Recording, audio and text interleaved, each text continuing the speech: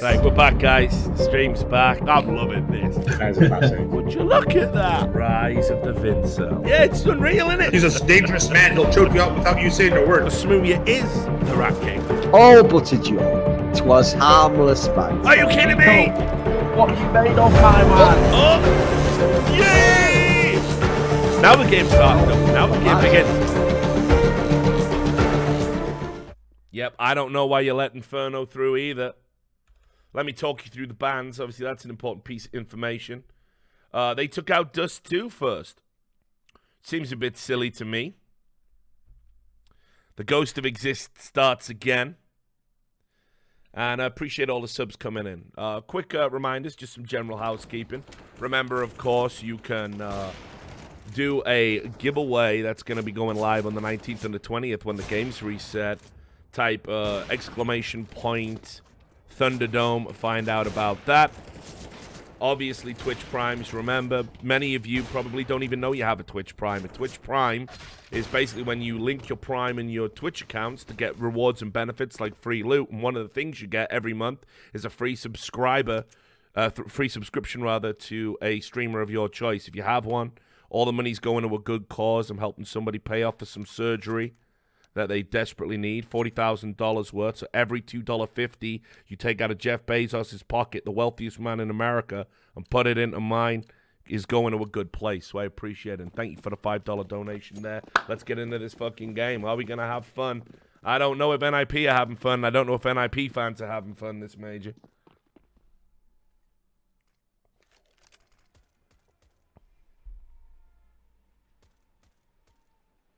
But we are going to find out. And I appreciate that. Simply DV, 10 gifts.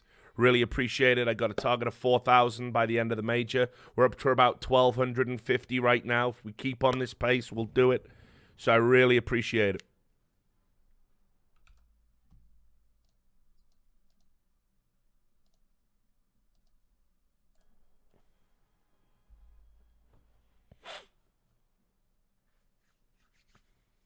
Anyway, slow start to the game.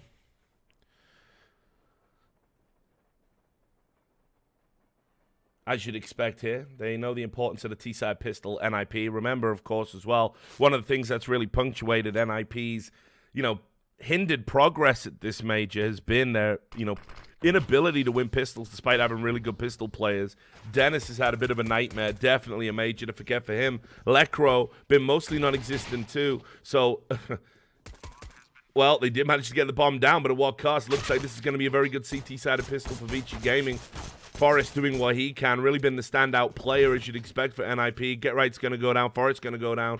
And there it is. First blood to Vici Gaming. This is going to give them a great platform. Should help the Ninjas here on the CT side.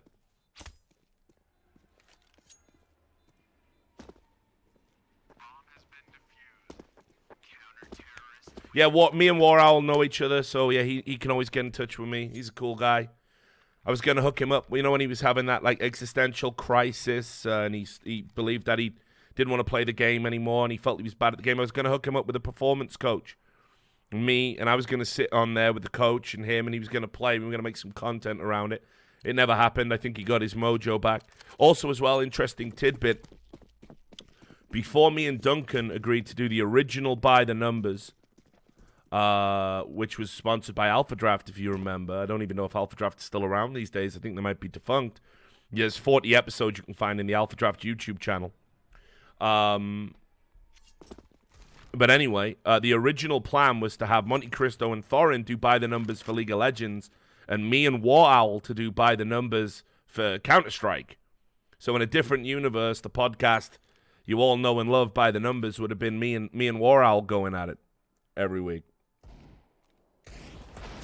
So that's an interesting tidbit of information. The alternate esports universe.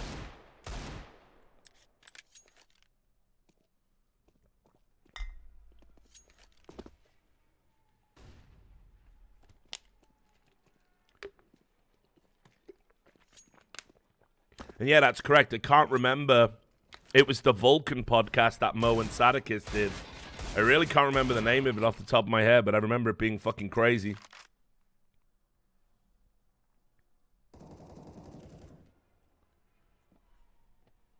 I think what would have happened is if we ended up doing that podcast, I think I would have corrupted War Owl and turned him into pure evil. Like something out of the 40K universe.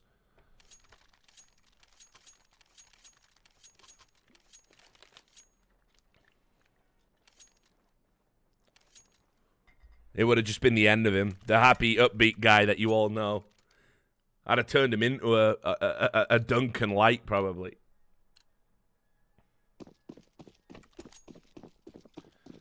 Unfortunately, there was only one force of pure concentrated cynicism in the universe stronger than my own, and it happens to be Thorin, so.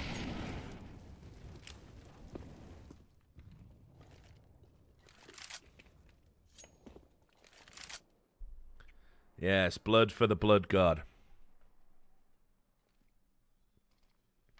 So Vici Gaming here off to a good start. They're going up against a 5 AK buy here. This is where you're going to see the AUG meta really come into its own with the long-range duels. We've already seen a lot of pros complaining about the AUG meta. I mean, a lot of casual players complaining about the AUG meta as well. Really has helped the CTs take long-range fights, where originally the AK with its one headshot, one bullet kill would give you the advantages the Ts. And you can see on a map like Train, CT side, it gives them an extra weapon, an extra tool here. So bomb's going to go down. Nice little wraparound by Orman. Hasn't had a great major, but held his nerve there. Lecro able to get a tap. Ooh. Read the situation very well, but not enough in the end. That's going to be 3-0, and probably is another very light buy, shall we say, coming in for Ninjas in Pajamas.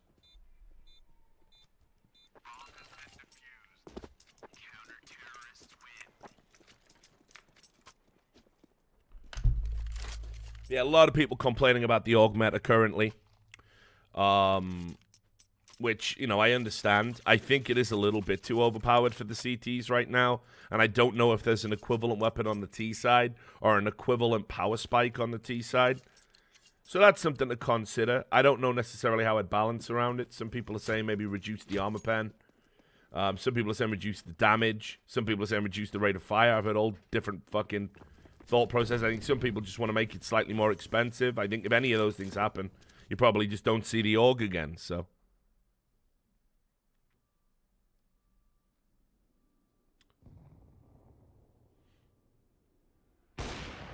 Yeah, I was talking about this with Flom yesterday about what's wrong with the SG. Thanks for the cheers there, Seized. Appreciate it. You guys also might have some free cheers lying around. Apparently that's a feature of Twitch Prime as well. So if you've got those, you know, likely to use them. 100 cheers is the equivalent of $1, I believe. So feel free to throw them into the stream as well. But anyway, yeah, the SG spray is not, like, really hard to control compared to the AUG. It's still got the first bullet 100% accuracy. But, yeah, it's not as good a gun overall. There's certainly no reason to take it over an AK. I mean, even with the first bullet accuracy, the AK is still a better weapon. Thanks for the cheers there, Maz LFC. Okay, Ninja's up and running, able to get around there. And this is where we're really going to see just how well drilled Vici Gaming are on Train. You know, my wager is not at all. I just still think the NiP team could have got a much better veto here if they just took Inferno out over Dust 2. I know a lot of European teams and even NA teams have Dust 2 as a permaban. I don't know why, honestly. I think, first of all, Dust 2 is a map that you're never going to be completely lost on. Thanks for the cheers, guys. Appreciate all these cheers coming in. Oh, wait, I thought it was Mega Man. Mega Man said he might drop by the stream today, actually. But it's Mega Man. You're not a Mega Man in my eyes, my friend.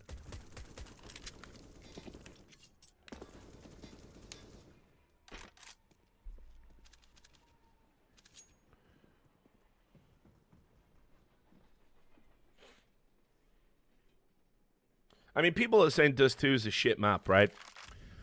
You have to remember how many exciting games it conjured up and how everyone was saying, oh, God, thank God it's back in the pool when we had all those exciting games when it first came back. I can't remember what the first event was when it was back, but we had some great series on it. I feel like a lot of people are saying it's a shit map. These days, it's like, I don't know, it's like a bit of a fucking meme. It's a bit of a circle jerk. That's Not Vintage Forest there, and then Orman's going to follow that up. Quick kill, quick double, actually, for Orman. Nearly a triple. Rez is going to take him down. Zoking is going to get the kill on Get Right, which is going to leave Rez probably the secondary standout player for NiP in a 1v3 situation here. Doesn't know where anyone is, and Zoking's going to get that strafe kill to make it 4 rounds to 1.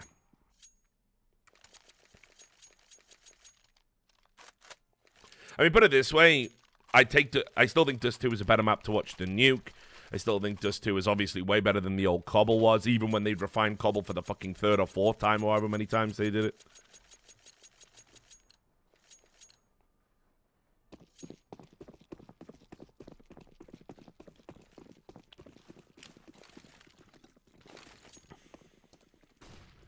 I mean, for me, it just seems so silly that, yeah, and this is a point being made by Chwan Judas. Say, you know, it's crazy to me. You want to keep testing Chinese teams on Inferno.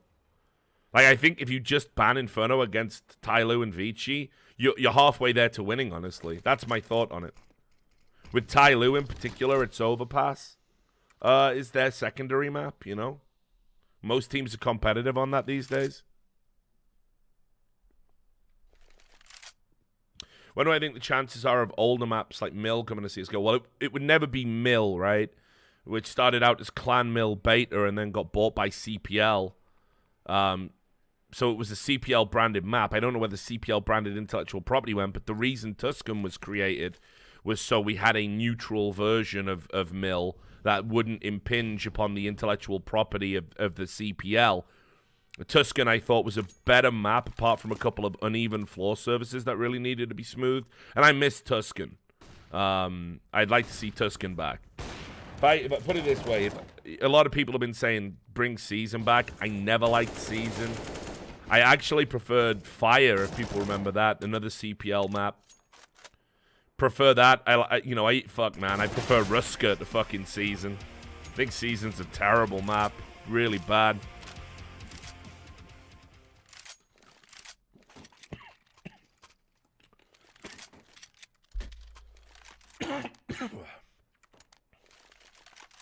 And I used to love Contra. I think I appeared in a Frag movie a couple of times. Back in the Z-board days.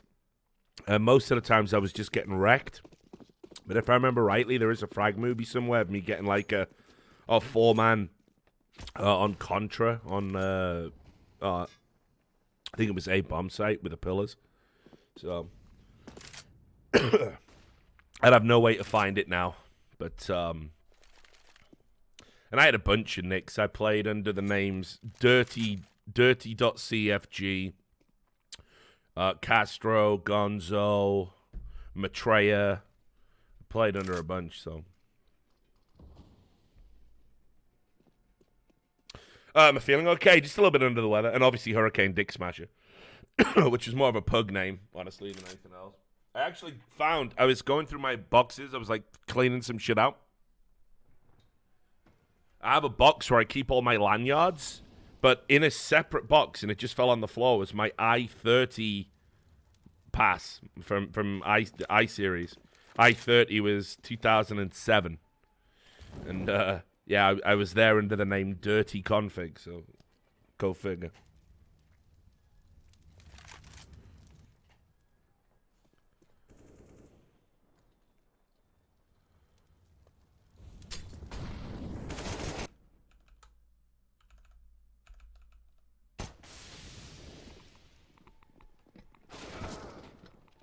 I do remember the map Santorini that FM Pone came out with.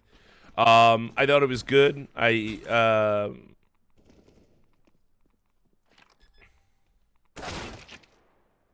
are people laughing for? Oh, it's happened, has it?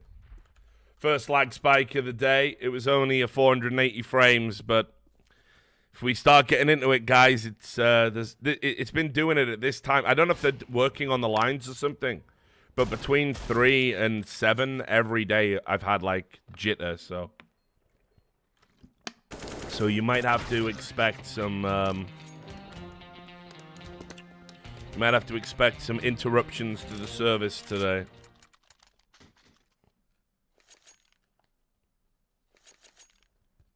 Thought Zoo was terrible. I thought a lot of the new maps that came out in some of the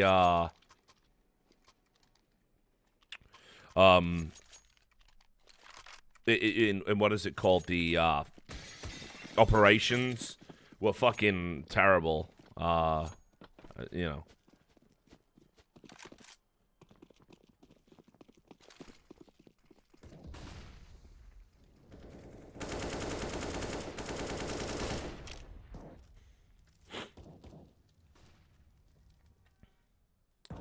Yeah, like shit like Vertigo. Remember that?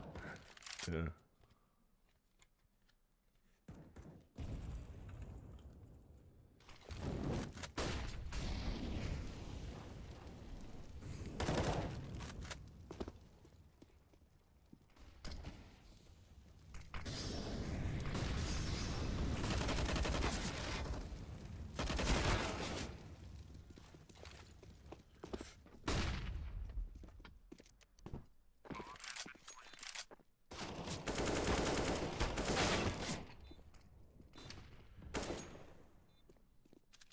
Do you think we will ever see a map join into the map pool compared to the 7-8 we usually have? Yeah, I mean, I think at this point, I think map pools should be bigger anyway. I think there should be more room to hit people with fucking curveballs and stuff in vetoes. I'm kind of sick of seeing the same old shit where a map goes out of rotation, gets balanced, gets brought back. 3 months of it being everyone's permaban, everyone crying about it and saying it's bad. It doesn't go anywhere. Then people start playing it. Then by 6 months in, they're taking out another map that everyone was comfortable on. And then everyone's comfortable on that map that just came back and pretending that they never said it was bad. I mean, again, listen, I keep saying this. Pros know a lot about the game, obviously. That's why they're pros. But pros also were the same people who said Molotovs were going to ruin CSGO, when in fact it added a completely whole new tactical dimension to the game that's really added to it as a competitive esport. Every pro was against it. You know, and it's the same with map pools. Every time a new map comes back, they don't like it. You know? And it's just like, I just think to get rid of that whining, I'd just like to see 3 new, well-balanced maps all introduced into the pool at once. Boom. Done. And that's it. You've just got to live with them. They're there.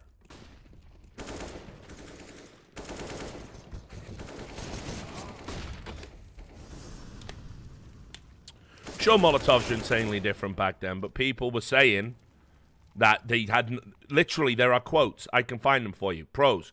This has no place in CS. In CS. Nonsense. The game's got to evolve. You know, evolution doesn't always work out, like the R8.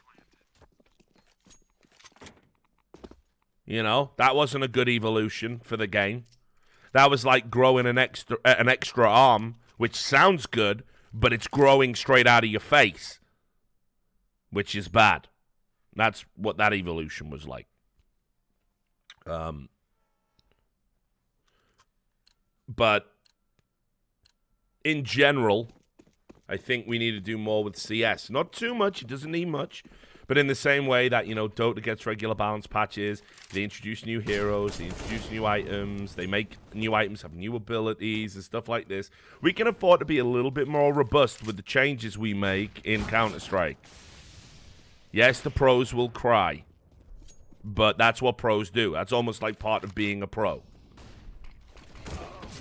What's important is the game remains interesting for spectators and casual players. That's way more important than appeasing pro players. If you want your esport, you know, and again, don't go crazy like Fortnite. You know, here's an aeroplane, meow, flying through a building. You know, it doesn't have to be like that.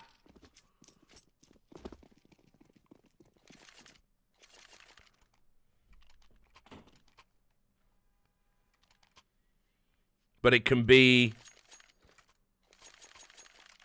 you know, it can be, you can afford to be a little bit more bold. And as I said, your priorities absolutely must be with the with the broader health of the game, i.e. the spectators for the esports side, and the casuals for the overall player base, which leads into the esports side.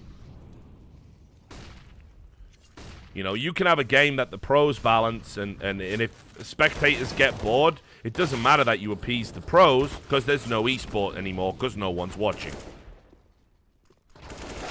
And equally, you can have a good spectator experience, and you can have a good you can balance it to the pros. But if casual players can't get into the game because there's too many bits and bobs to have to learn, it's a little bit too technically and fiddly, and there's no new cool shit and no reason to log in, you'll end up with Artifact.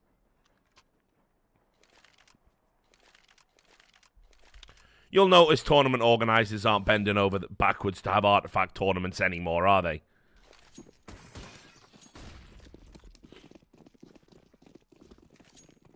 Yeah, that is Artifact with a capital F. 97% of its player base gone. Boy, was I wrong about that game. That was another one. It's not quite as catastrophically wrong as I was when I said League of Legends wouldn't last because it was just Babby's first MOBA. I was wrong about that, okay? And I was wrong about Artifact. Not often wrong, but I get enough wrong so I can safely say I'm right the majority of the time.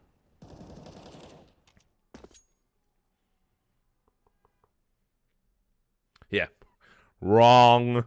I was definitely wrong there, like 100%.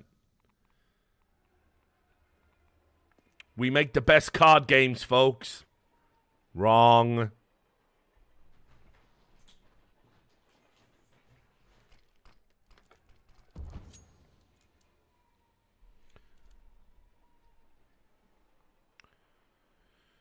And the Artifact situation is so weird to me because it's a well-designed game. It's just lacking a few little bits and pieces. Like, it needs a speed-up mechanic of some sort, I think.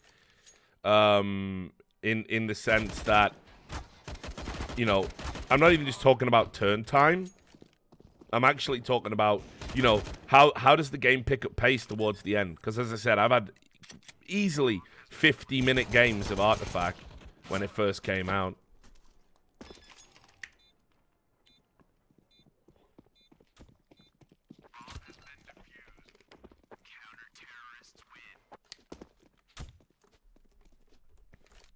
But yeah, it just goes to show as well. Like, if I was Valve, like, I would seriously buy Auto Chess. What you have to remember as well is, by the way, guys, if you don't know your history, remember that Counter-Strike was a mod made by two guys at university on the Half-Life engine, and Valve bought it and made it a game. And remember, Dota was a mod that was made on the Warcraft 3 engine, and Valve bought the... Well, Valve got the guys and found loopholes and made it a game. And Team Fortress Classic, I believe, wasn't made by Valve, and they bought it and made it a game. And then they had TF2. You see, Valve don't always make the best games, but they know how to take a good game and a good premise and a good concept to the next level. Was Classic made by Valve? Sorry, I didn't mean to be wrong about that. Apologies, Valve. I thought Team Fortress was one of the... Yeah, I thought it was a Quake mod originally, but okay. I'll defer to your wisdom. It was a long time ago. But anyway, the point is that if I was Valve now, I'd buy the Auto Chess mod immediately. Because I guarantee whoever made that mod had no idea it was going to blow up and hasn't had any thoughts about monetizing it. Valve could do all sorts of shit with it. It's getting 300,000 fucking players, like, concurrently. You know, people are streaming that. You don't even see Artifact streamed anymore.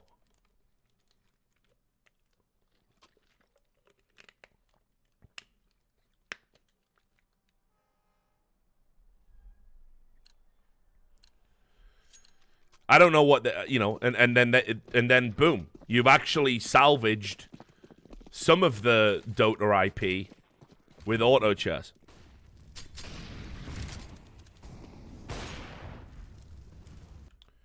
This game commentary off the charts. Why would I be commentating on the game? That's not what this stream is for. You fucking moron. Kilo B. That's not what it is. Sorry. Maybe you should go somewhere else. Be kind of disrespectful, don't you think, if I was running an alternate stream doing exactly the same thing that my professional colleagues are doing? Wouldn't that be a little bit fucked up?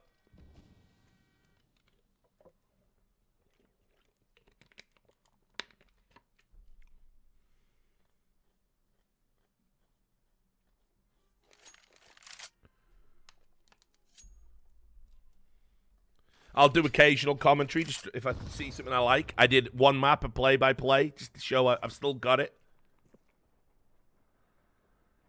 There you go. Right now, according to Paskaharan, by the way, you're a great dude, man. It's been great having you in the chat the last few days. So you've made a lot of interesting points and stuff. But Paskaharan's checked the numbers and said there are 10 people streaming Artifact right now with a total of 138 viewers. Fuck me, like, that is crazy how much it fell off a cliff. There are games we call dead games that, like, still get, you know, thousands of people watching it when they stream.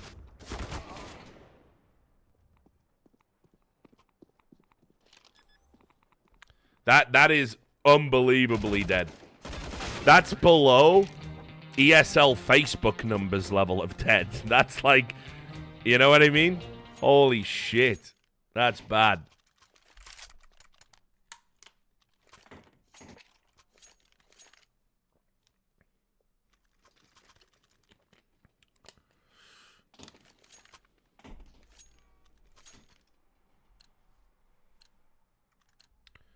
And apparently, according to Roberto7E, another regular on the chat, he says there's only 946 players concurrently playing Artifact right now on Steam.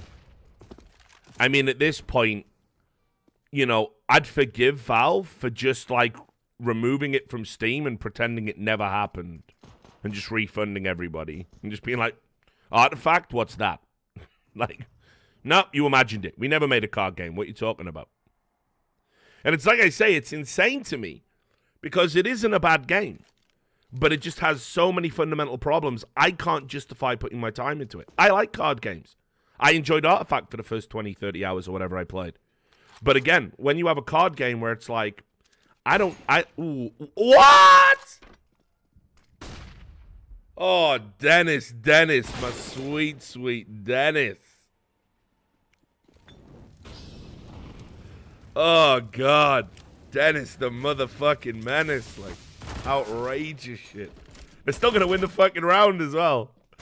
Oh, fuck his life. Anyway, you know, like I say, for me the biggest problem is there's no clear progression, so there's no reason for me to log in.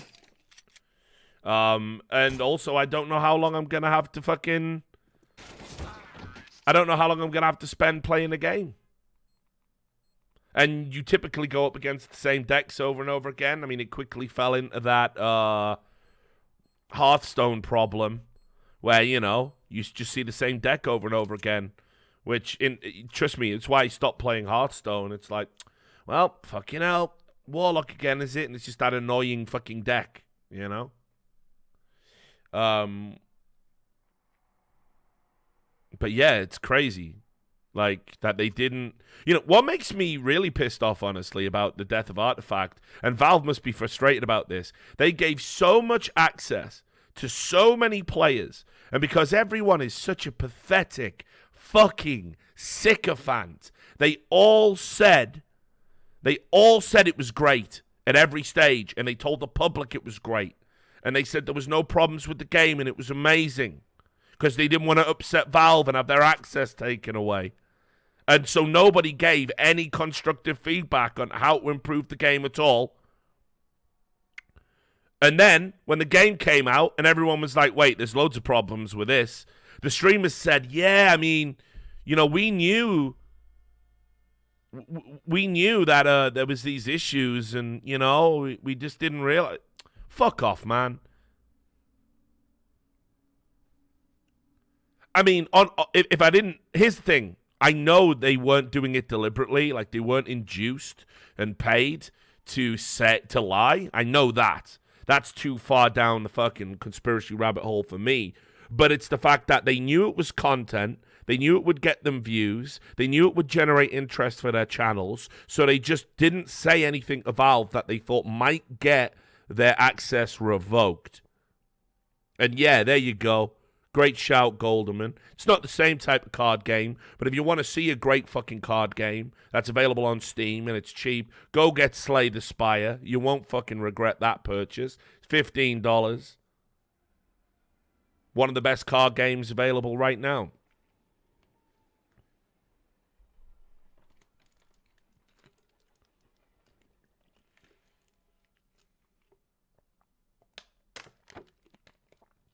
I played Slay the Spire when it first came out on stream and was really blown away with it as to how good it was. So just a lot, you know, it's a great game. I think it's going to Nintendo Switch as well, which is going to be great for that development company. So I'm really excited to see what kind of like DLC and additions they make to the game with that influx of cash. Thank you very much for the $2 donation, El Kanji. They should have made a remake of Day of Defeat instead of a card game. Maybe. Do I like Magic the Gathering? I did the thing that a lot of Magic the Gatherings did. When I used to play, you know, you had to remember mechanics like Mountain Walk and, you know, just shit like that, like easy stuff to remember, you know? And then I stopped playing it for about 10 years, and I came back, and I was like, what the fuck is this? I got a giant wizard. I have to level him up. You know? What's this mechanic? Fellatio? What? I don't know. What does all of this mean? And I just couldn't fucking cope with any of that shit. It was just ridiculous, like. So I played MTG Arena when it came out. I got early access to that. I think MTG Arena's got a lot of polish, a lot of things to like. But Magic's never going to kill something as simple as Hearthstone. That's for hardcore card gamers, honestly. Especially in its current state with all the fucking crazy shit that goes on. But the MTG Arena does a lot of really cool stuff. Like when you buy the you know, when you buy the cards and it gives you, when you buy so many cards, you unlock like a blank wild card that you can turn into any other card of an equivalent value. That's really good. For a closed economy card game, that really helps people make powerful decks and get powerful cards. So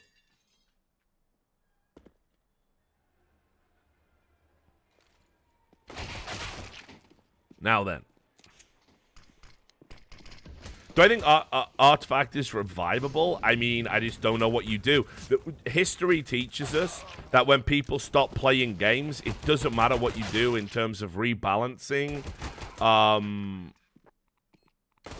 People don't come back to it. Think about how many games that have just died on the vine. Think about all the games that have gone into terminal death spirals, and the developer then tries to balance it and fix all the problems and pander to the community and pay streamers and pay influencers and do all this stuff. It just never happens. Never comes back.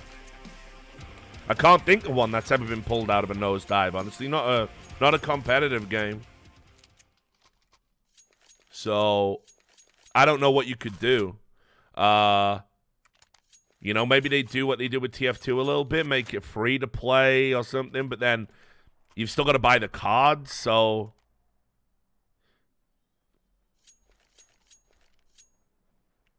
you say Rainbow Six? I mean, was Rainbow Six actually dead?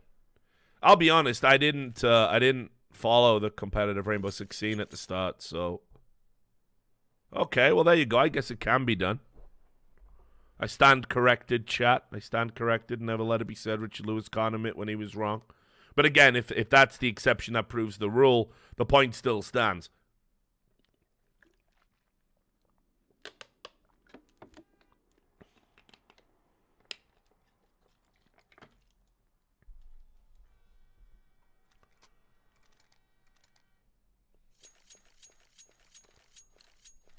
Thoughts on Metro Exodus and the Epic Store? I thought that people crying about that don't understand business, honestly. And I think if you want to create competition to Steam, which long-term is good for consumers, you need to have exclusivity deals like this one. It might hurt in the short term because you don't get to have the game on the platform you want it on. Dude, I play Madden I had to download Origin for that. That's life. Suck it up. Long term, it's a good thing.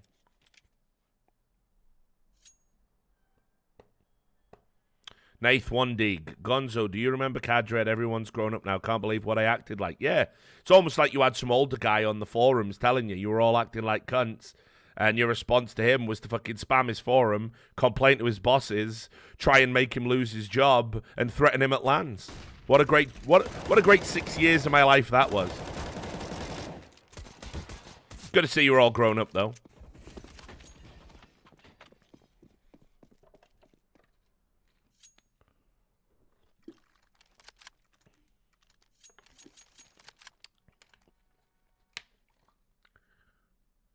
Glad you like the streams, Nath. 1D. Appreciate it, buddy. If you've got a Twitch Prime, I will forgive you for all of your Cadred sins if you use it here. You will be absolved. I will take your confession, and I will give you Hail Marys.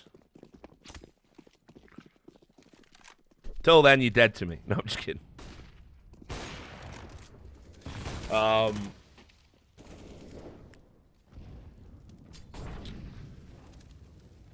But yeah, man, like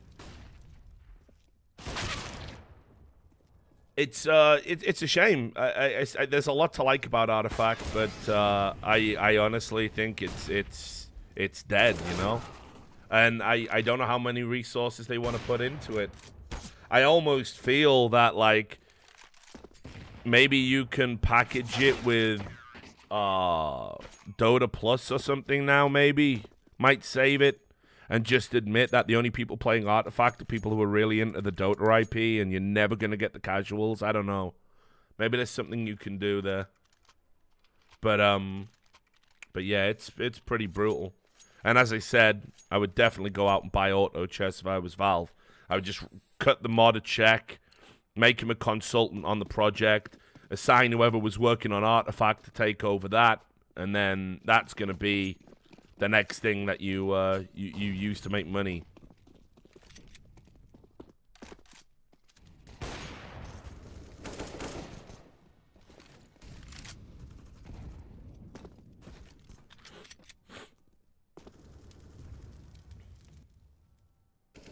How did CS:GO going free-to-play work out? We hit the highest ever numbers ever on it on the first month of the first full month of free-to-play. So it definitely worked, like I said it would all along. The interesting thing is, though, of course, they did package it with a BR, which a battle royale, which obviously made a little bit of difference because I think people were curious and started logging back in and stuff. But it was always the right move to make for CS:GO, and honestly, Valve should have done it a lot sooner. Fact.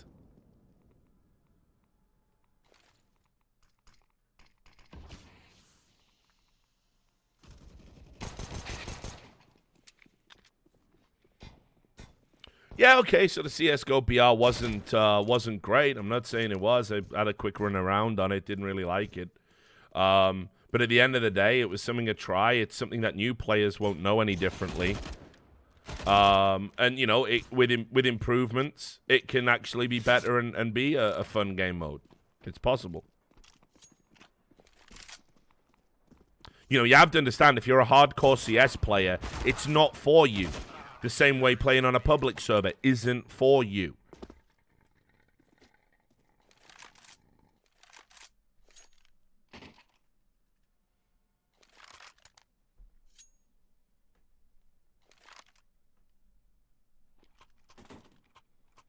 Do I think NiP or Fnatic have the money to get Valde?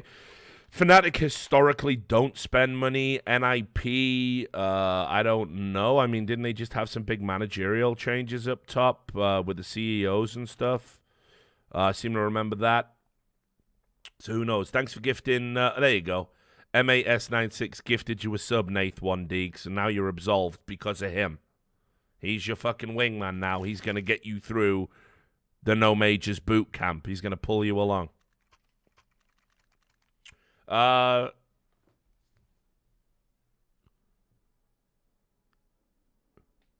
Maybe the number of players grew, but matchmaking became unplayable because of the new counts. Playing with older ones over 1K hours, getting matched against less than 20-hour accounts makes no sense. Yeah, but okay, so again, to Koku Alexander's, and listen, I'll give you some credit. Because you didn't go, wow, cheaters, Vac is terrible, wow. And we're getting record levels of bans, and we've got machine learning, and Vac is, Valve anti-cheat is becoming more and more efficient than it ever has been. But anyway, I'm glad you didn't say that, because it's garbage. It's nonsense. But the matchmaking system is also going through a number of changes. And yes, an influx of new players and having two divisions, two different types of accounts, and trust factor as well as components in that equation means that, it's going to take some calibration. But in 3 months, 4 months, it's going to be great. And the game's going to be in a better place than it has been. Now, what they really need to do is fix matchmaking and make it as cool as an ESEA or a Faceit. Stats, leveling up, unique skins.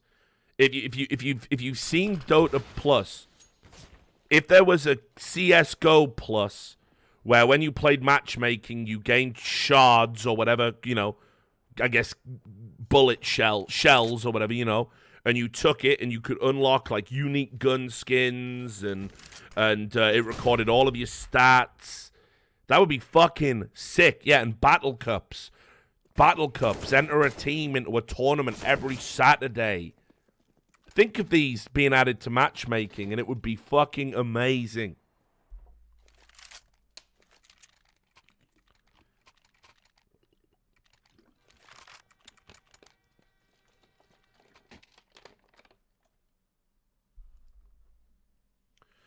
And again, people complain about the cheaters. Guys, listen. More often than not,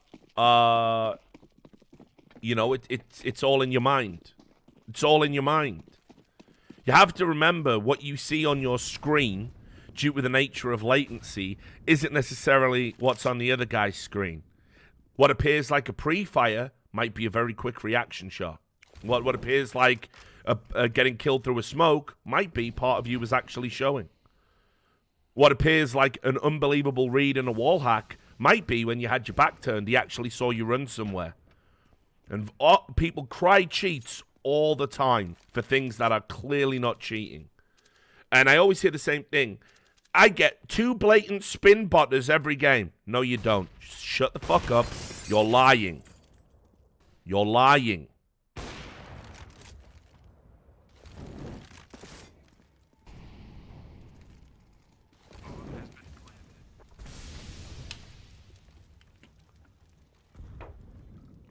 Yeah, more often than not, you're getting banged out by a smurf.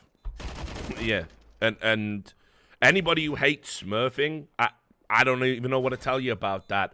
Why can't you be a little bit philosophical? You're playing against a better player. If you really care about improving and ranking up, don't cry about smurfs. Maybe download a demo. Maybe watch what they're doing. Maybe learn. Maybe improve. That's what we had to do back in the day. Well, mummy, he's better than me, and his account is in my MMR for some reason. Mummy, ban Smurfs, it's killing the game. No, it's the fact that you can't suck it up, lose with a bit of grace and dignity, and then you stop playing. That's what kills the game, you fucking idiots. Yeah, whatever happened to get good, by the way? Whatever happened to the concept of get good?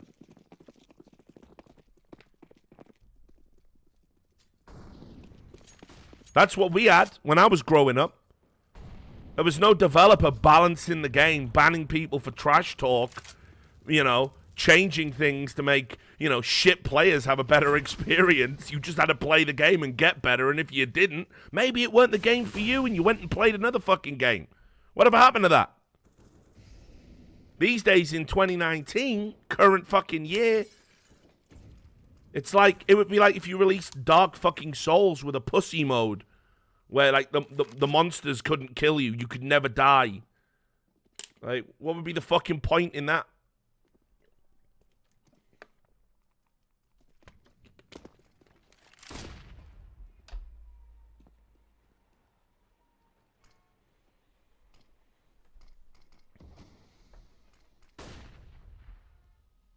So I hate that shit. The Dota community's the worst for that. Smurfs are killing the game. Fuck off, man.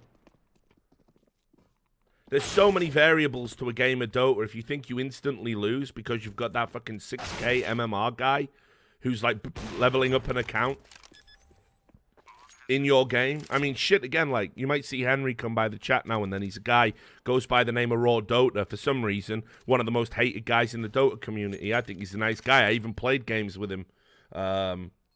You know? Anyway, I've seen him lose games, and he's really good. He's like, a 6K, 7K MMR player. Ooh, nice quick scope. And he loses games, and he does everything he can to win, but the other team just get a game plan together and shut him down.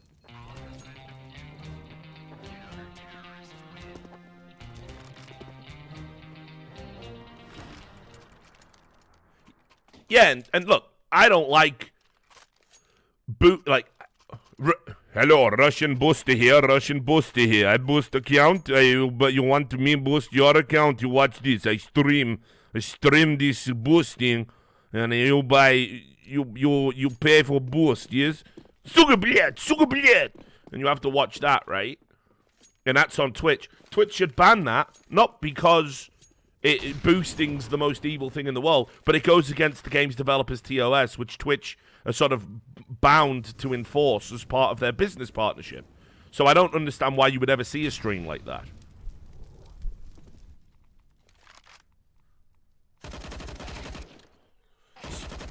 Speaking of Dota, what's my favorite mechanic in that game? It's a good question. And there's so many, right? You know, it's hard to say. There's just a lot to enjoy about Dota. Once you need somebody to show you the ropes, otherwise the game is unbearable because you will always be the reason people are losing, and that's not fun. When everybody can point to you and say you're the reason we lost, that sucks, and it's not a good feeling. And you need 400 hours in Dota to just get the basics down. I mean, not even the basics. I would say you need 400 hours to get the fundamentals, and 1,000 hours to get the basics, and 2,000 hours to find the rhythm to be able to consistently climb. And then beyond that, it becomes about skill.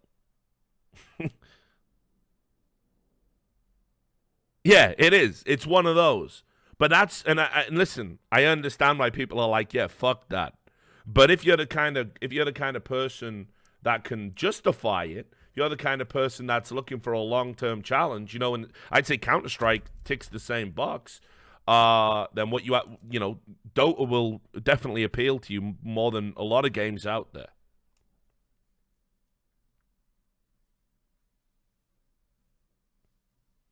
It's more rewarding than Starcraft. Starcraft is hell. Starcraft is pure hell compared to Dota. So, yeah, I would just be like, listen, get on that shit, man. It's good. Give it a go. Anybody who thinks that fucking Dota is, like, depressing to play, go play fucking StarCraft. Level up. You ever seen a StarCraft 2 player smile when they're streaming fucking ladder? No. No. No, no, no, no, no, no, no, no. No, no, no, no, no, no, no, no. Every second they're playing that game, even when they're winning, they want to die inside. It's like, it's bad. Dota, man, you can have fun. I never found the fun in StarCraft.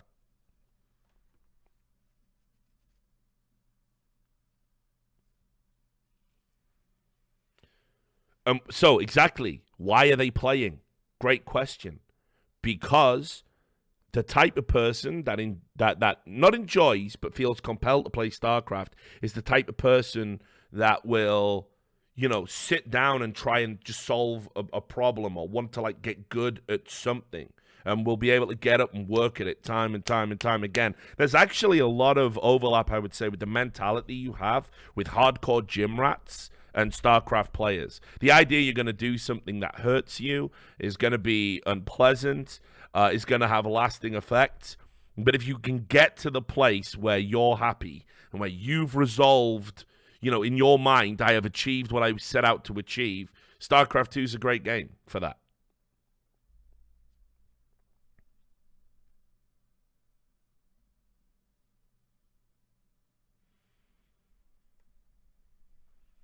Do I think Rocket League is past its prime? No, actually, I think it's going to good places as an esport. I think 2019 is going to be a real big year for it. Will Thorin be coming on today? I mean, I don't know. Maybe, maybe not.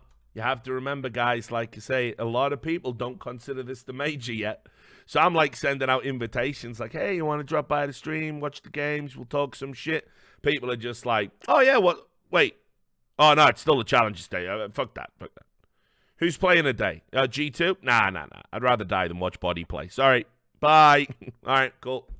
So for this week, you know, you're just getting on whoever drops by. But for the for the next 2 weeks after this, we've got loads of guests coming on board. Let me give you a quick rundown for those who maybe missed it the last 2 days. Tarek says he's going to come on. So we've got that. And I'm trying to figure out what game would be good for him. Mo's going to come on. Steele's going to come on. Thorin's going to come on. I've reached out to Carrigan and asked, will you come on and maybe watch a FaZe game when they play? And he said, yep. I'll be in touch when the real shit starts. So the No Majors Club is going to kick it up a notch in terms of guests when we get to next week and the week beyond. So, just putting that out there. And Fifth Lawrence said he'd come on next week. So,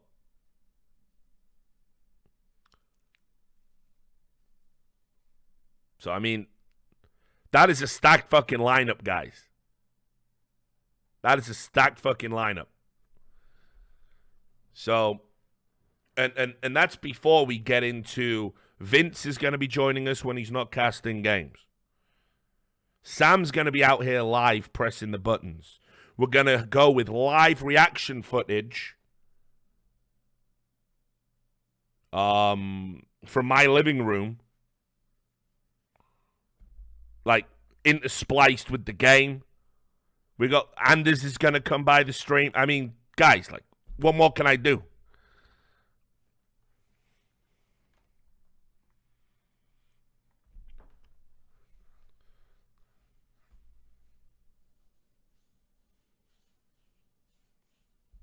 So, put a lot of work into the No Majors Club for a variety of reasons. Not just because, like, at the end of the day, at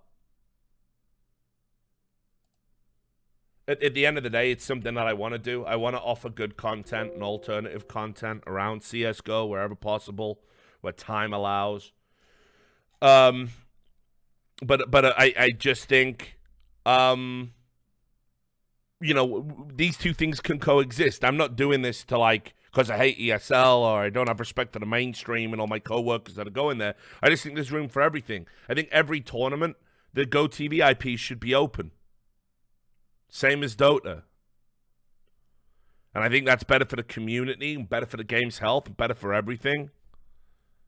Because, you know, I'm offering you a very different experience to the mainstream, right? Like, if you're the kind of person who doesn't want to listen to, you know, the play-by-play commentary and the hype commentary, which is amazing, you can come here and sit and chill and listen to people shoot the shit and tell some stories and have interesting guests on. And listen, if you can do both. I'm uploading all of these VODs, and I'm going to finish it this time.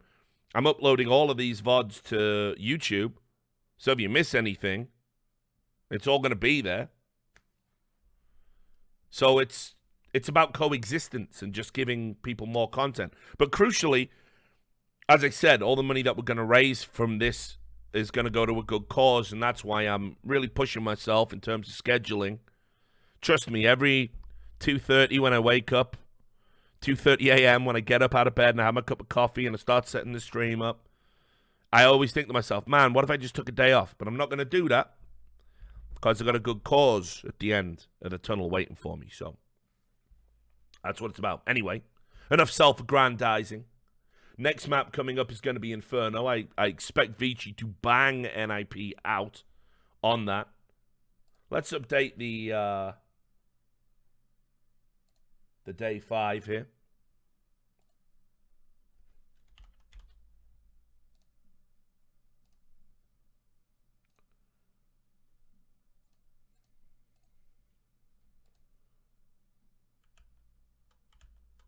Uh-oh.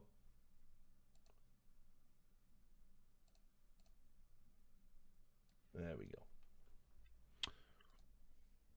Everything's been corrected now. The Dick Stacy stickers are corrected. Certain fundamental changes have been made that make it Twitch safe, which is nice. So there you go.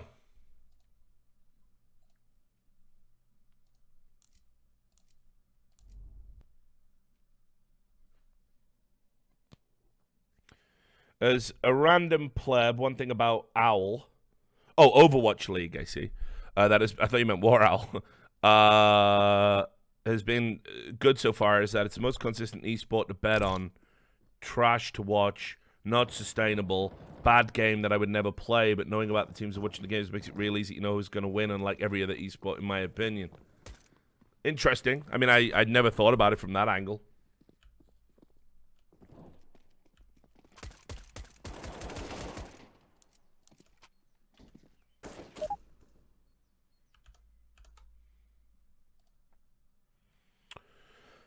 War Owl said he'll join me for the late stage. Well, there's another guest. War Owl.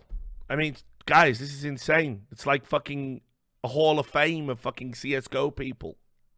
It's mad. Gonna have Anders and Vince. Carrigan, Tarek, Steele, Mo, War Owl. It's gonna be mental.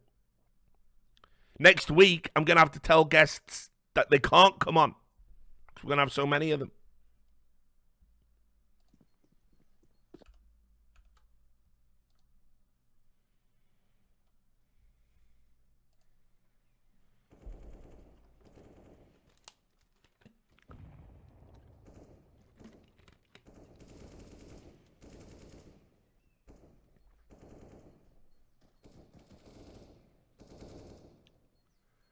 Who has the best shot of winning the major? It's obviously Astralis. The questions for me now are Liquid ready? Are Liquid to come from nowhere and get another major for NA at the start of the year? Let's see. But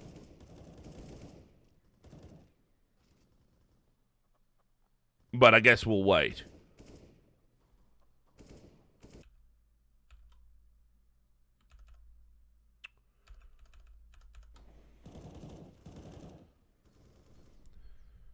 Is Smoothie going to join anytime? Smoothie is welcome.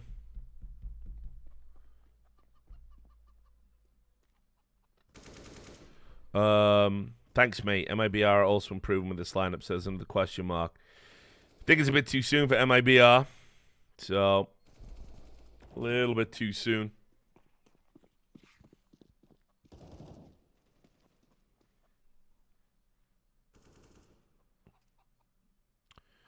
Do I think Renegades might be able to reach top 8? I think that might be a bridge too far once we get down to the distillation process. It's very draw dependent.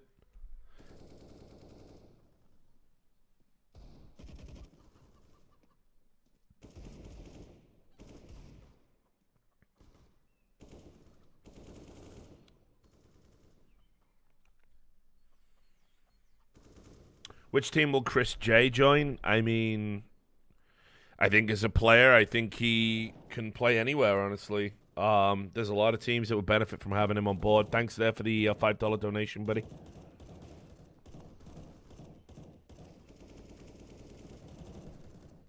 Yeah, it is. I think the draw in the next stage is seeded now, but even with the seedings, you can still look out, and because seedings aren't an exact science, right? So,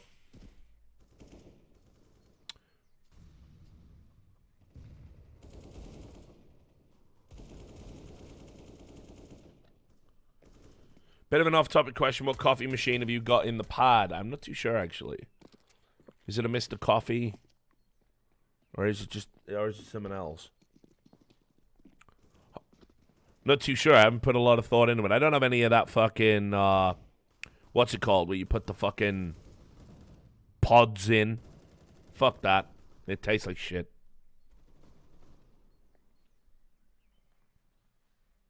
Yeah, those Keurig machines can suck my nuts.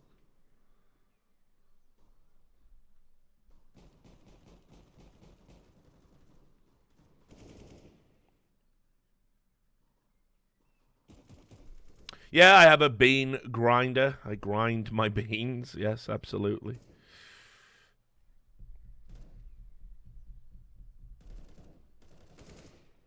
But I also get ground coffee, you know. I get a big box of like different types of Starbucks shit sent to the house every month or whatever, you know.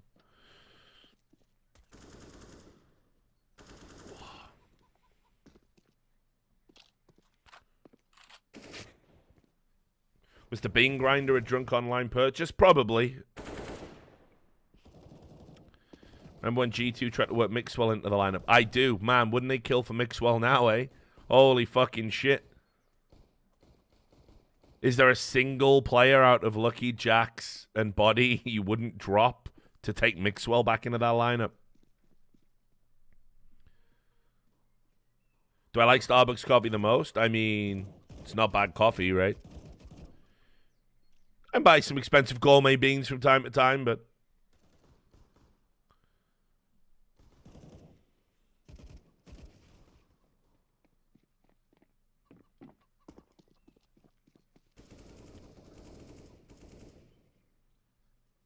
Is Black Rifle Coffee the one that was set up by the veterans? That they give a percentage to veteran charities in the U.S.? Is that the one? 2 donations ago, someone asked for an unban. Did I miss that one? Let's have a look. $3. Banning me from Twitch chat was a blessing. Never knew how good watching Twitch is with the chat disabled. Thank you. Can't wait for all those guests. I don't know. I mean, I did ban a few people for saying dumb stuff. I had a few emails saying, like, I was just joking or whatever.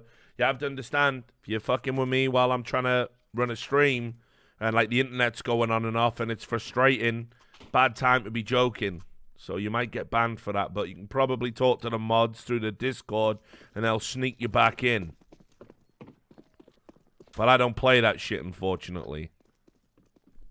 It's like the cunt who, like, if somebody falls over and really hurts themselves and you're laughing and filming it on a phone. You know? The same person might laugh with you in retrospect, but at the time, don't expect them to have a sense of humor about it.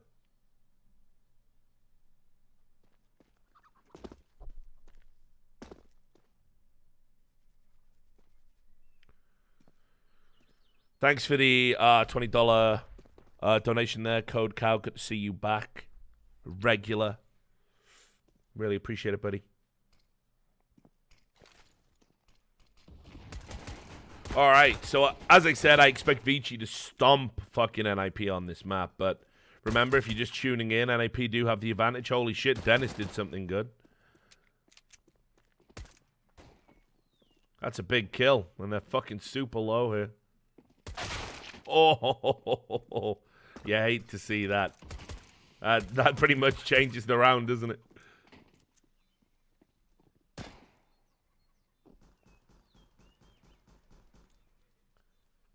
But I think Vici Gaming have got Inferno in the bag.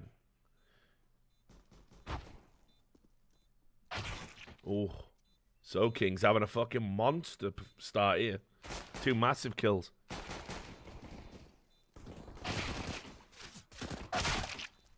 Didn't need to re-peek there. That was fucking a bit silly, really, that re-peek. I think Forrest is still in a fucking outrageously difficult position. Yeah, he's not done it. There we go. We're up and running. 96% on the picker predictions. Keep in mind, by the way, I actually do need NiP to win for my pick'ems to be good. Would I be surprised if Vici win the whole series? Not at all. Keep in mind, the last map is going to be Mirage. That's a coin toss, I think, the way NiP have been playing. Tyloo versus G2 after this. I think Tyloo beat G2. I think G2 have been so unbelievably bad. They would have to completely transform overnight, and Tyloo would have to have a fucking nightmare. But remember, pressure does weird things to people. Tyloo realized this is like a really good opportunity for them.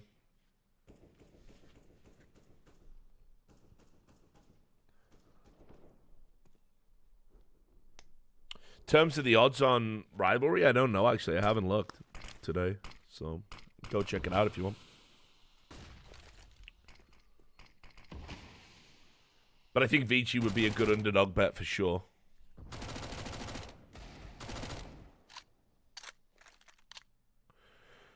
Bit of a heavy question. John the Magic Melon, what's your take on the young girl who went to Syria to join ISIS wanting to come back to the UK? Personally, I think she made her bed. There's two different situations going on there. There's one, some of them were 15, and some of them were 16. I think there's an important distinction to be made there, honestly. I've said before on the show, I think if you run away to join ISIS and you're a combatant, I don't think you should be allowed back to a Western country after the fact, not without serving some sort of penalty for it, prison time, have a trial. But I think if you're a 15-year-old girl and you run away to join ISIS because you think it sounds cool, I think that's a very different thing to a 18-year-old man running away to fight in a jihad. Those are two different things. And I think, unfortunately, a lot of people, just because of this, I won't get too deep into it, but I think a lot of people are not being gracious enough to recognize the differences.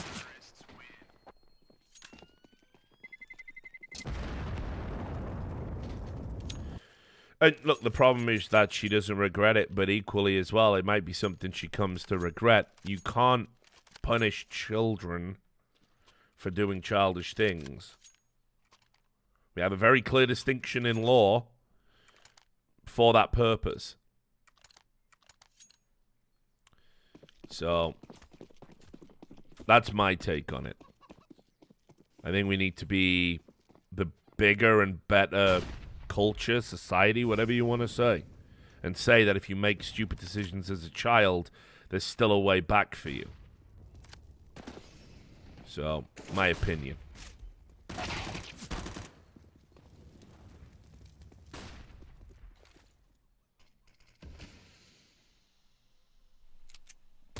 But remember, I'm not saying that necessarily for the 16-year-olds. I don't know where the legal distinction needs to be drawn, but typically in the UK, it's 16. That's different. If we deem you legally to be an adult, you're an adult.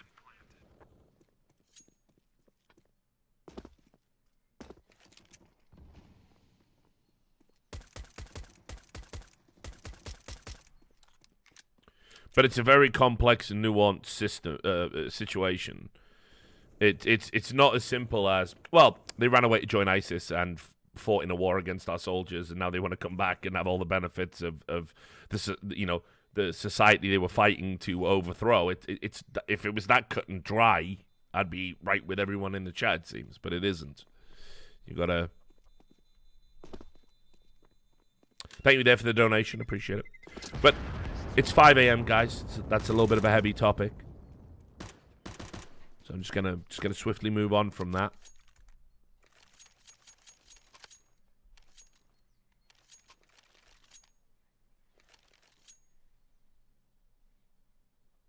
I'll just say that teenagers in particularly are susceptible to being influenced by ideologies that they then later come to realize were predatory in their nature. We laud teenagers who turn to, white supremacist ideologies, who turn it round and realize that what they did was bad, and they go and talk about how they were in a dark place and they were exploited, and they work against hate groups, and we go, good on you for turning it round. There seems to be a lot less of a charitable position given to 15 and 16-year-old children that are indoctrinated by radical jihadists. That's my 2 cents.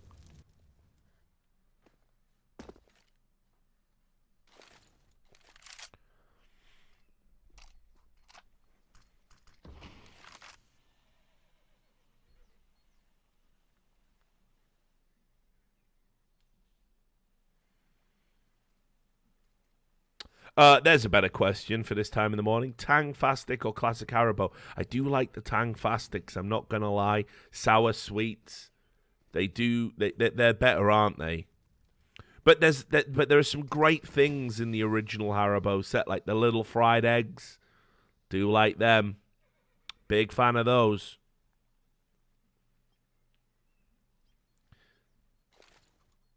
But there's just too much waste. Thanks for the $3 donation there. There's just too much waste in the Star Mix. You know, you throw in things like gummy bears, and I just kind of feel like that's like it's a wasted sweet, isn't it? A gummy bear. They're good, but they're not amazing. Oh, that's nice. Oh, come on, Kays. You're the win condition here. And that's the round. Vici Gaming getting it done on T-Side Inferno. Thoughts on 70% absinthe? I mean, if you go to Portugal, that's pretty much all. That's the only kind of absinthe they serve, dude. So I've been to Portugal a few times, and Lisbon in particular. So yeah, I'm familiar with the real absinthe, shall we say.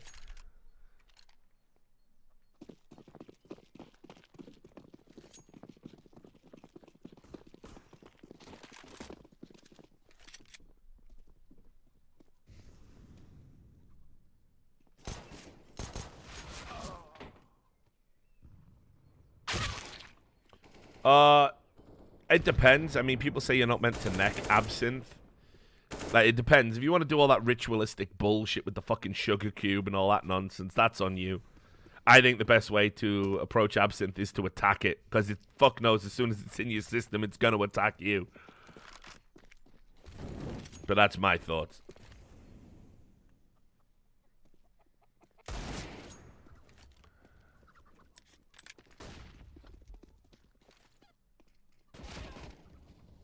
Thoughts on halloumi? The finest of cheeses. One of my best friends at university was a Greek Cypriot. And I was very well liked by his family because in his final year he had what I still to this day believe was a very extreme outbreak of drug psychosis. He had locked himself in his room. He couldn't even have the curtains open. It could have just been the pressure it got to him and made him have a mental break. I don't know. But he was my friend. So me and his dad, who was a professor at Cambridge, were sort of like just liaising on how we could get him to finish his degree and get his dissertation in. So we basically dragged him kicking and screaming. I'm not ashamed to say I wrote parts of it for him. Because it would have been really sad for him to fall at the last hurdle. And as a result of me dragging him through university, I was always treated with great respect and deference by his family. And they used to let me sit at the head of the table, and they would fucking make these big dinners with, there'd be fried halloumi and fucking real, sun-ripened tomatoes. These Luganaga sausages. They were fucking banging. Fucking dolmades everywhere. That was the fucking shit, dude. So I used to love that, man.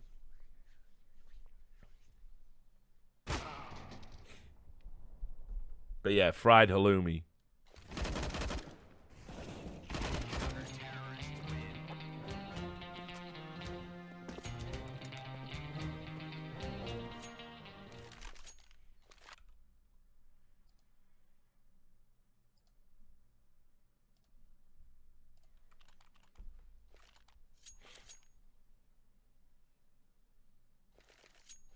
So yeah, the Cypriots make really good food, and Greek food's great as well. I've been to Greece many times.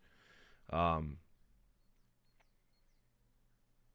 used to have friends who used to live over in Glyphatha in Athens.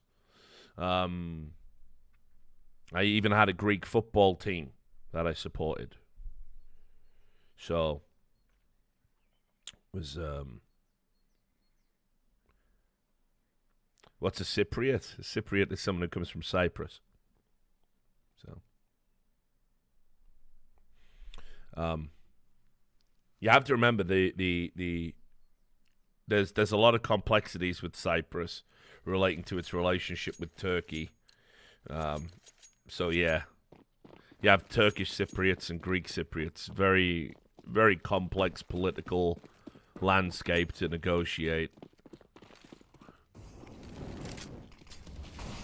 But I used to live with Greeks at university because there was a lot of Greeks in the British university system. There probably still is because they're all trying to defer their national service for as long as possible. So typically the Greeks come over to the UK and they hang out and they get stoned and they have a good time, and then it's like they go back and they go straight into the Greek military for 18 months or 3 years or whatever their national service limits are.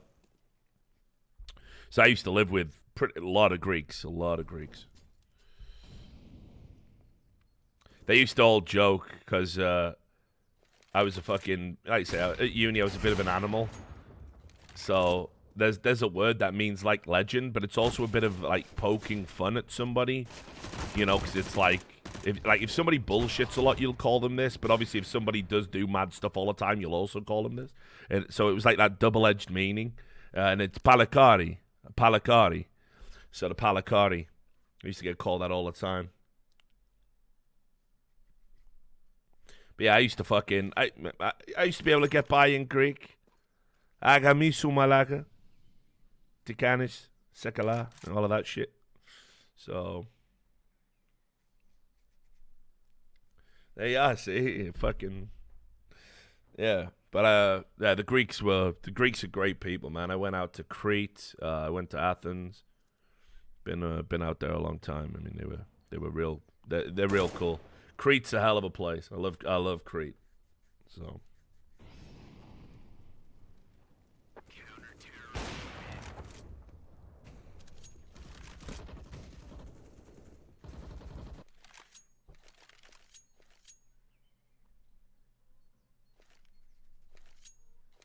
Ever been to Denmark? All the time. And let me tell you, I went as a kid. First esports event I went to in Denmark. Well, yeah. Well, no, the first one in Copenhagen, I should stress. I ended up... So, this is when I was at Cadred, and they were sending us to all these events, but they wanted to keep budget down. And there was a guy called Tom who sort of ran the department... in terms of the logistical side of things. I used to run it from the content side of things. And he was like, oh, we need to save some money on, booking the hotels. So he booked us in this very cheap hotel in, like, 2009 in like, I think it was, in Vesterbro. And if you don't know Vesterbro, it used to be basically like a fucking red light district. And the reason that this bed and breakfast, in air quotes, that he'd booked, the reason it was so cheap was it was in a same block of buildings as like a fucking prostitution ring or something. Like there was just all hookers in there. So every morning I would get up and I would be like gonna go to the Erksnehalle. The Erksnehalle was the venue where the esports event was being fucking held. And we were on the top floor, and I would walk down the stairwell, and there would just be about 20 prostitutes every morning. And they would be like, hello, you want to come in? Like fucking trying to pull me into the rooms, and I'm like, listen, I don't know about y'all. I gotta get to an esports event, motherfucker. So, but we had to basically have to fight off like a fucking legion of hookers just to get to the event. And then you would walk out, and if you went out early enough in Vesterbro, it was a mess. I mean, you would have this is again back in 2009. You would have people in the streets, like just sleeping in puddles of sick, and homeless people, used syringes in the sewers. I mean, I remember it distinctly. On a Saturday morning, you had people in hazmat suits picking up all of the fucking drug paraphernalia in the streets. And we were staying right in the heart of it, you know? Also, I probably told this story before, but the Danish have this drink called fisk. Fisk.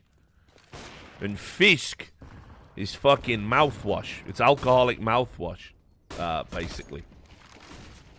The first time I ever had it, right, I was in a bar with a Belgian friend of mine who lives in Copenhagen, who come to meet me and show me the city. And it was in this shithole bar in Vesterbro, where literally it had no fucking windows. It was just boarded up. It was just everything was boarded up. It's just dingy bar. And this guy was saying, listen, you gotta, if you want to be Danish, you want to have the full Danish experience, you gotta drink fisk. So I was like, what the fuck is this shit? And he said, like, it's just a traditional Danish drink, you know? So I went to the bar, and he said, just go up there and ask for fisk. And I was like, okay. And while I was at the bar, there was this old guy with, like, grey hair, and from the side, he looked a bit like Chris Christopherson out of Blade, you know? What's he called? Whistler or whatever, you know?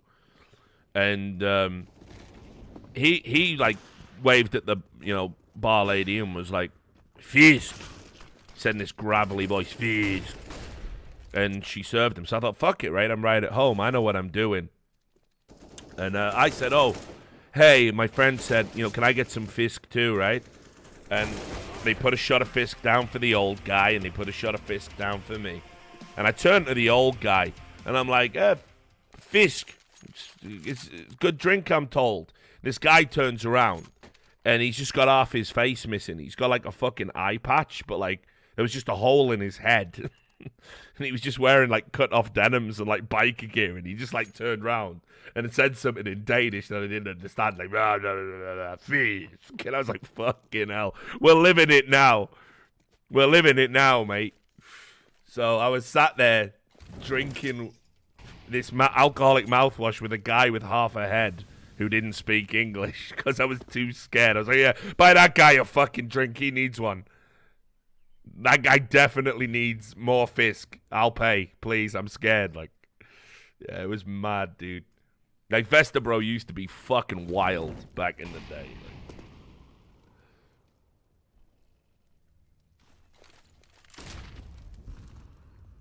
And yeah, obviously I've tried schnapps. And that goes without saying. That's pussy shit, I think. But it's like anything, can really fuck you up. Because it just tastes so sweet, so you drink it, and you're like, yeah, this is nothing, and then 20 minutes later, you're fucking absolutely steaming Willy Bean. But yeah, it's sad what happened to Vesterbro. Vesterbro all got hipsterfied, you know. I say it's sad, I mean, maybe you think having a red light district turned into a hipster area isn't sad, I mean. But, I you know, the gentrification process always upsets me a little bit, you know, no matter where it is. But yeah, Vesterbro is a cool place now if you've got the money. But I went back at the tail end of Vesterbro.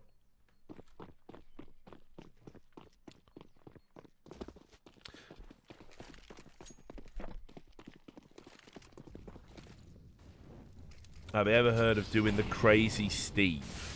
You pour beer into a bong, you pull a cone, and in the same breath smoke a ciggy, and then drink the bong water, which is the beer. I never heard of that. It sounds awful. I don't smoke. I don't have a very good time doing that at all. I think I just puke, so.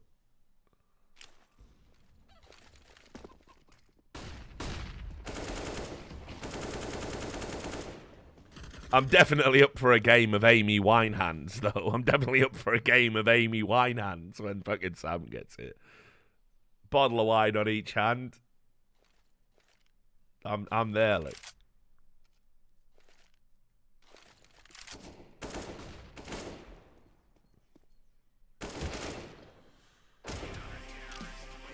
Why is Forrest the fucking GOAT? NiP fans as well. Like, it's time for the old guys to retire.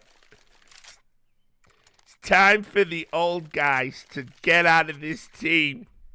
They're holding us back, the old guys. Lecro won 3 kills. Cheers for the 25 months, King Neptune. Appreciate it, brother.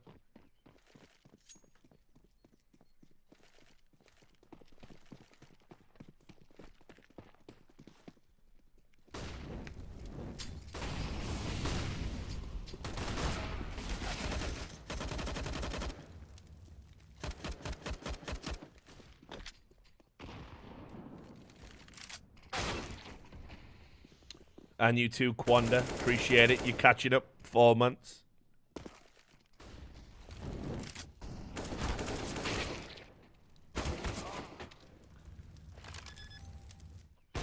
Yeah, I think there's no doubt if you go across all Counter-Strike, Forrest is the GOAT now. He's got to be, right?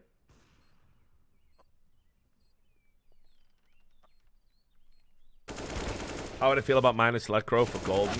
I mean, I honestly think the window for Golden is rapidly slamming shut. Back-to-back teams, kicked out of one. Health problems in the other. Yeah, I think it's done. Honestly, I think the next team Golden plays for is going to be like some fucking top 30 European team, and that's that pretty much.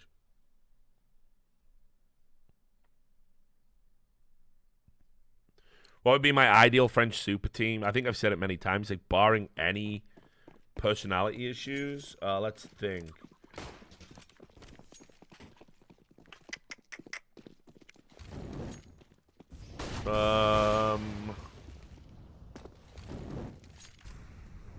Ziwu, Shocks, NBK.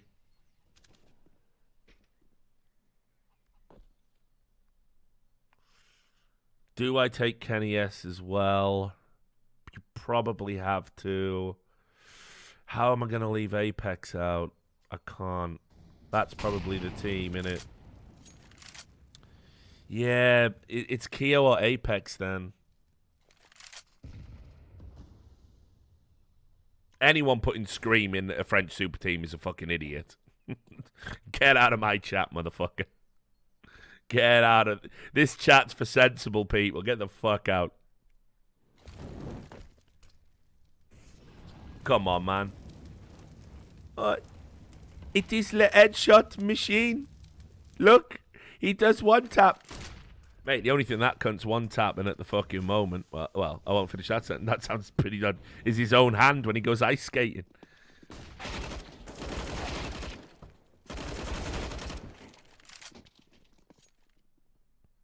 If anyone doesn't get that reference, go look at his Twitter. He literally fell over while ice skating and wrecked his hand. So...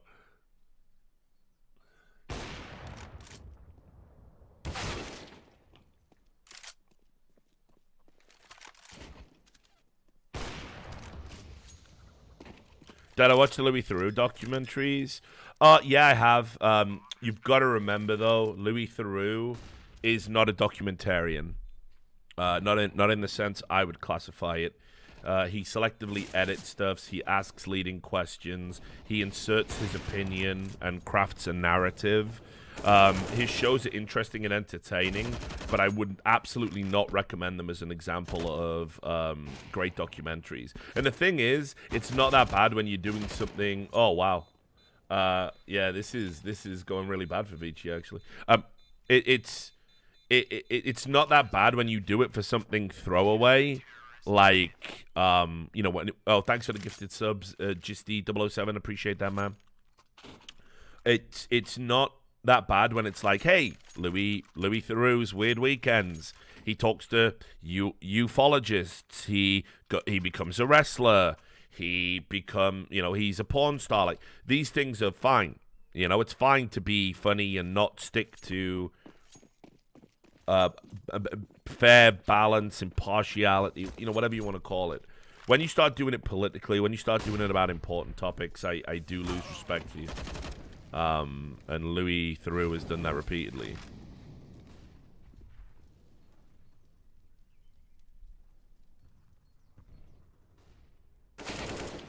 What was that? Did I see the Team Liquid drama? Death threats? What? What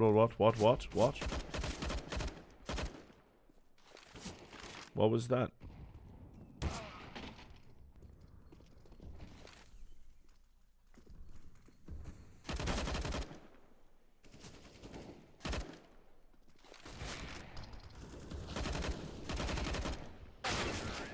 Let's have a look. Wait there. Sorry, sound will be off for a moment. They did a Team Liquid drama in Rainbow Six. Death threats from fans to mock it, but it's definitely not a cult. Oh, right, I see. I guess we're talking about a certain South American country again, are we?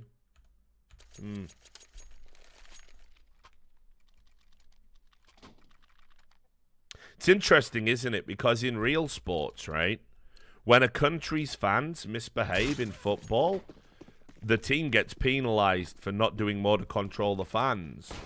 When a team's fans in Italian league football chant inappropriate things and behave inappropriately, the club gets penalized. I wonder if we're there yet. I wonder if we're there yet in esports.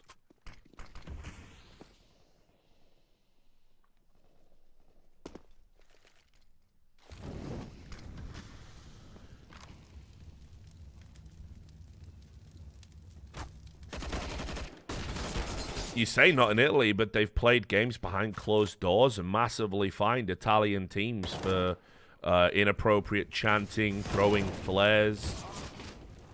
So just saying. Someone played Caviera. There's an exploit with her right now, and Gohan. TL commented on it in the Koi Man and the fan spam mock it players and death threats. Reasonable, of course.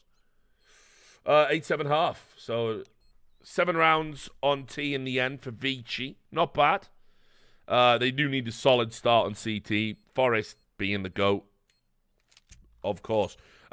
Swedish super team. Like, what, now? Crims. Forest.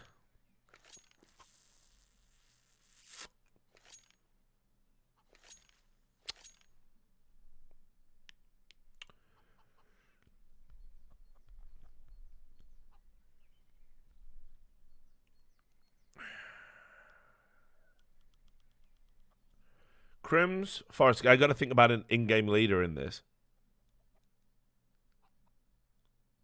Like, is there a good Swedish in-game leader right now? I mean, that's the question.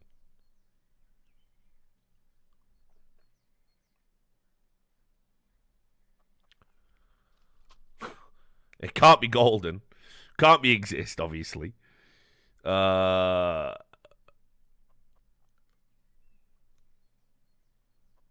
And Hampus hasn't done enough to deserve to be in a Swedish super team. I mean, I think we've just identified everything that's wrong with Swedish CS. There's just no in-game leaders, are there? Like, actual real ones.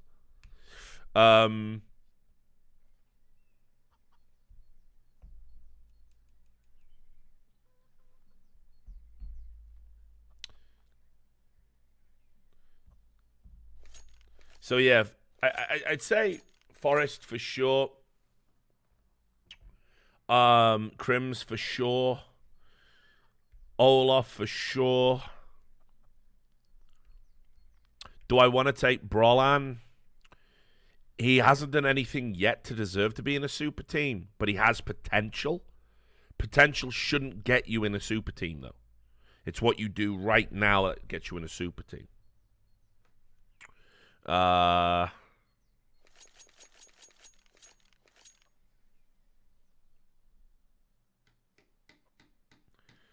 Yeah, I mean, I'm kind of torn on Rez, but he would get the nod ahead of Brolan for me.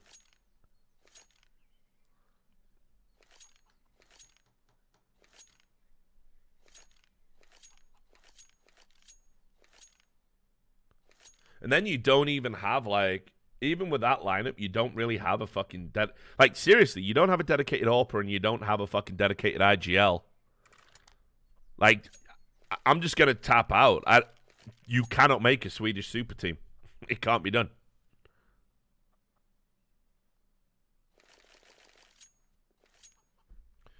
If you're Swedish AWPing, if your Swedish AWPing choices are Draken and Makalela, that's a tough one. I think they're the very similar types of player. But neither would be in a super team, right? I mean...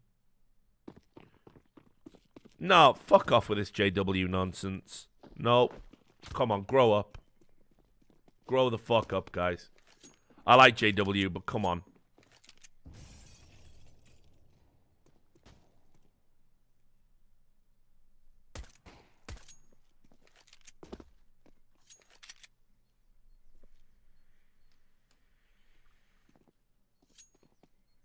but yeah, you know, you cannot put a team together that would function and challenge people from the player pool that we have in Sweden right now. There's no dedicated IGLs that are worth their weight, and there's no dedicated AWPers that are worth their weight. Sorry you lost your wallet, Pike, mate. Hope you cancelled your cards. The good thing is, Pike, if you just live in grinding poverty all the time, it doesn't matter if you lose your wallet. There was nothing in it, and there's nothing in your bank. You don't even need to cancel your cards. So that's some 200 IQ shit right there.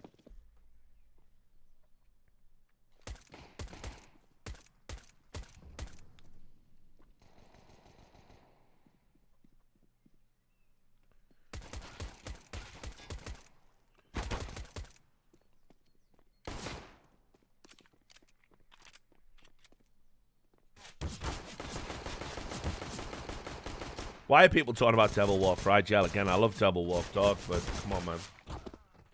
That's like bringing Pronax back from the dead. Just stop.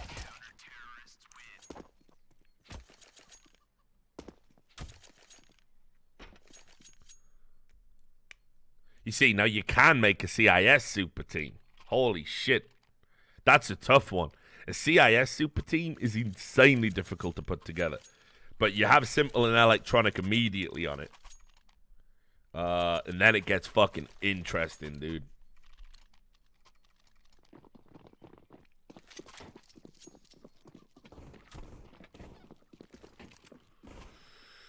I take Angel as the in-game leader.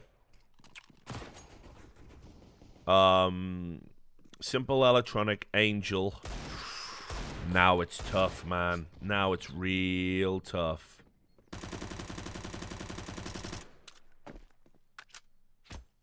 Because that's the thing.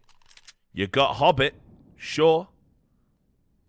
But now you got these new motherfuckers coming through. Like, say, like James, I think is the best thing to come out of Russia in a while. You can go with old school Adren, right, if you want. Because he's got it all. He's cultured. He's got experience, but maybe he's a little bit too old. You already got Simple for the AWP. You don't need to necessarily take James for the AWPing. So maybe you take Hobbit. And then you need someone with a bit more wherewithal, someone who could be a bit more supportive.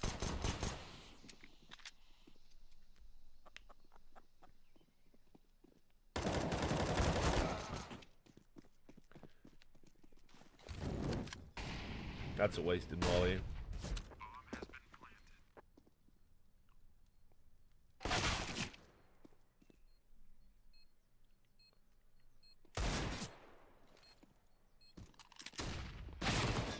Forest, man, what a fucking monster. Oh.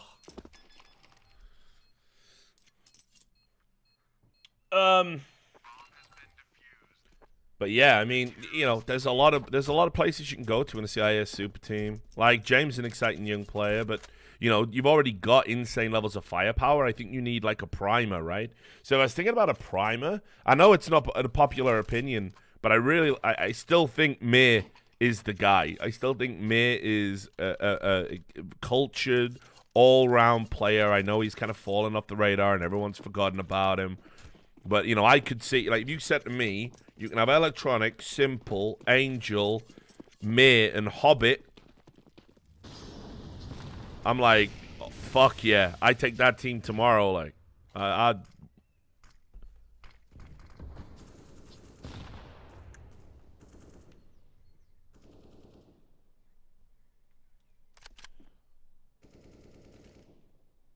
Hobbit has been wank ever since he got married. Great. And we don't take Hobbit and we pick up James. And Simple can rifle and be a secondary AWP map appropriate. And there you go. Boom. I guarantee within 3 months, that team is challenging for the #1 spot, by the way. So that's how good it would be.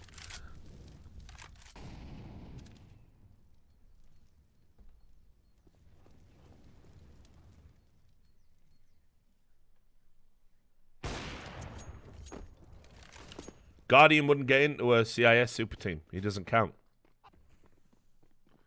It's he's Slovakian.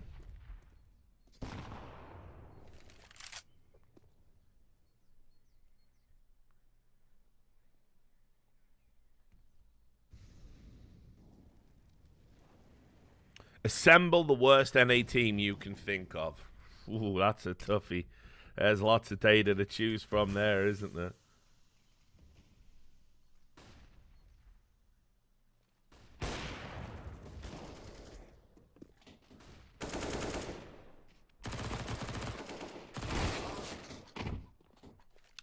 Yeah, Ocean. First draft pick is Ocean. 100%. Slemmy is the IGL. Rix. Hades.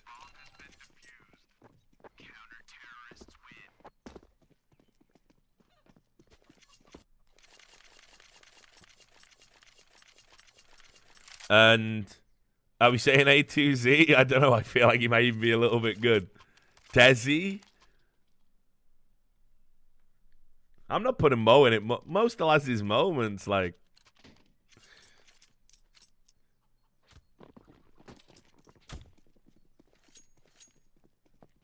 Oh, shit. Is Professor Chaos still playing? If Professor Chaos is still playing, he's in there all day. Like, I have never seen anything like that, motherfucker.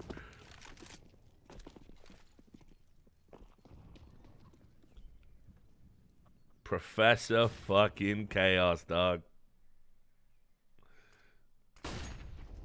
That one game where he only bought Mag 7 on Inferno, like, fuck me. That was hideous. That was so bad.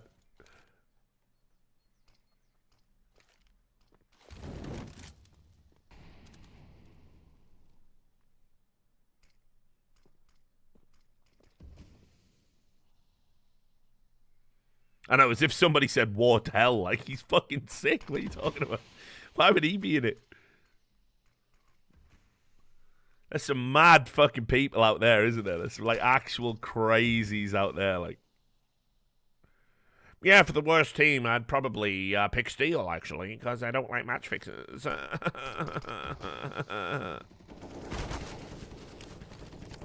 can't have sensible conversations anymore, can you?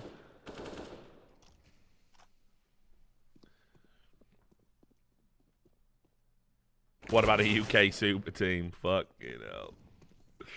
Mate, there's probably a chance I get on the UK super team. It's that fucking bad.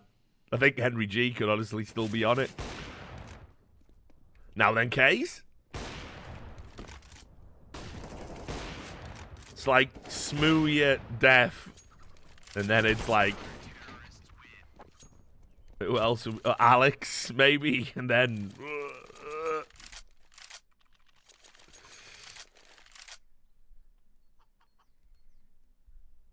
I'm struggling after that.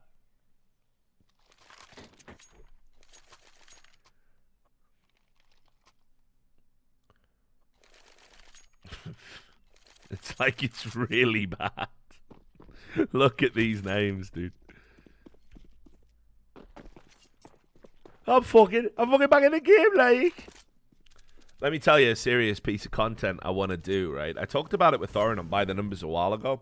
And it was, I wanted to make a list of every Cloud9 player that's ever played and basically rate them in order of importance.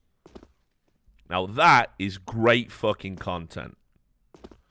And, yeah. Obviously, Slemmy right at the bottom. But I was thinking you could make this a series for every organization, but I'd start with the Cloud9 because I think that's like the most interesting. Because you're getting into all these like insane discussions, don't you, about like, well, is Stewie more important than, you know, Nothing, right? Who played multiple iterations of the team? How high up does Sean Gares go? How high up does Hiko go?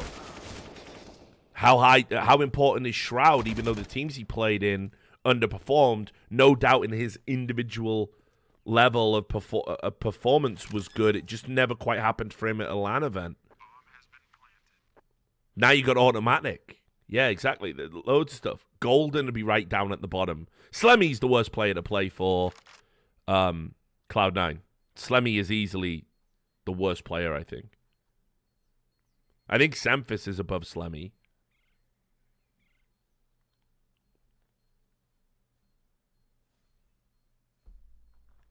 But that is a concept I would love to do for every big organization in Counter-Strike. I just don't have the time. And I don't know what the best format for that would be. Maybe it would be like a video series. But then wouldn't it be like kind of cheesy, like a fucking BuzzFeed list? And at number 47, Slemmy, you know him, you hate him, the worst in-game leader, the worst player, statistical frag. It would just be lame. It'd just be like so fucking YouTube content, wouldn't it? Like, you know. And I don't want to do listicles or whatever. So you can lick my listicles, homies, if you think I'm going out like that. So there might be a good way to do the content. Maybe as a round table. Could you do it as like a 1 hour podcast where it was like me and some other Counter-Strike people and maybe Jack get like the owner of the org to come on, and it'd be like me, Thorin, the owner, and we all talk about it, and then we come up with a final ranking at the end. Would that be good?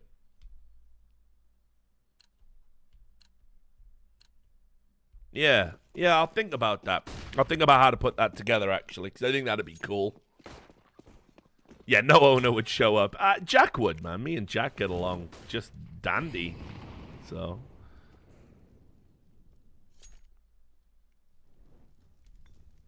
But yeah, you know, you would need to pick, like, long-standing CS organizations. So Complexity would be a good one. Cloud9 would be a good one.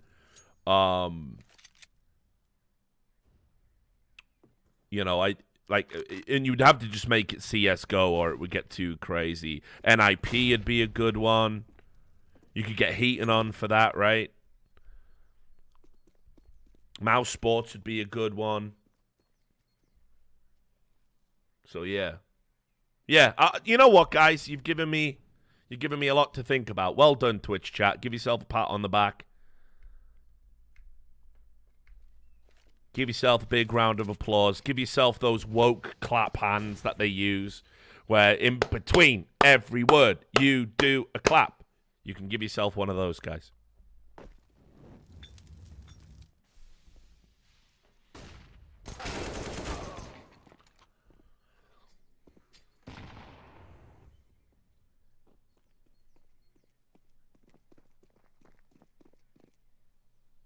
There you go. Arzan12 knows how to do it. He's got it. We did clap it.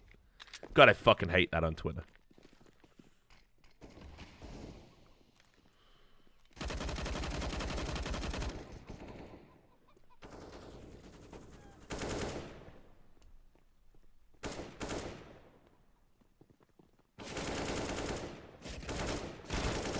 Oh, you ran out of bullets, son.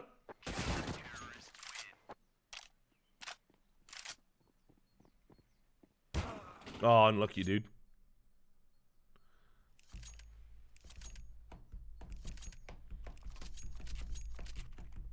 Fucking hell. Forest versus Lecro, man. Head to head. Thoughts on the MPL and PUBG in general? Well, obviously, I'm going to have to be a little bit biased there. I love Skill Pixel. I do a show every Wednesday that goes out live to the MPL. It's called Pre-Game Loot. Where we talk about everything that's going on in the MPL, and WSOE are working with OGN to produce the MPL. But, you know, listen, I like PUBG. I think it needed a league a lot sooner. I'm glad it's got one. It's been pretty cool. There's some good content about it. And the PUBG talent are all really, really cool. Really, really cool.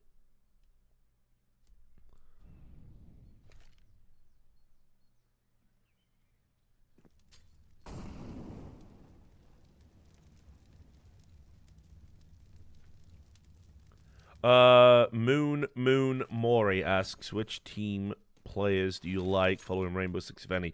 Listen, guys, I'm not going to try and style it out.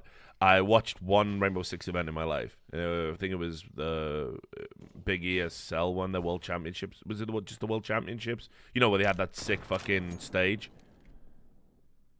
But I still think it has a lot of potential. It's just, there's only so many hours in the day, you know? I mean, like, to give you an idea about it, a typical working day for me now is wake up at 4 a.m., and it's going to be like this for the next 3 weeks. I wake up at 3, I actually wake up at 2:30 a.m.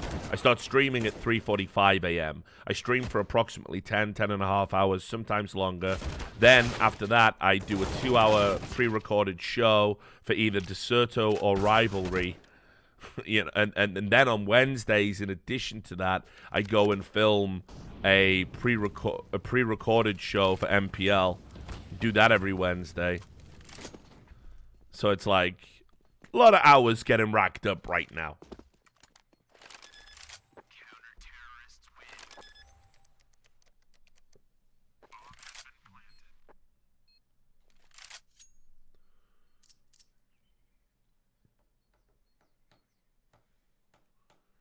Where do I find the energy? I don't know, man. I feel like shit a lot of the time, but I just force myself to do it. Because what else am I doing? You know, it's like, if you make the choice, if you choose the work over everything else, then you actually have to get up and do the work. You know, otherwise you've made all the wrong life choices, and the thing you said you were going to dedicate yourself to, your craft, you don't have that either. So I just make myself do it.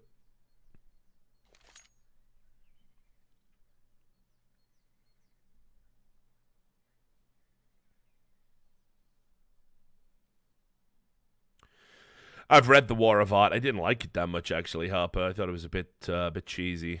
Sorry. I actually bought a copy and then gave it to a friend who I thought would benefit from it, but it didn't chime with me. Check donations. Vivant donation stream. Vivant donation stream. Right, it means you get no sound. Don't worry. It's not Monka S just yet, but let's have a look.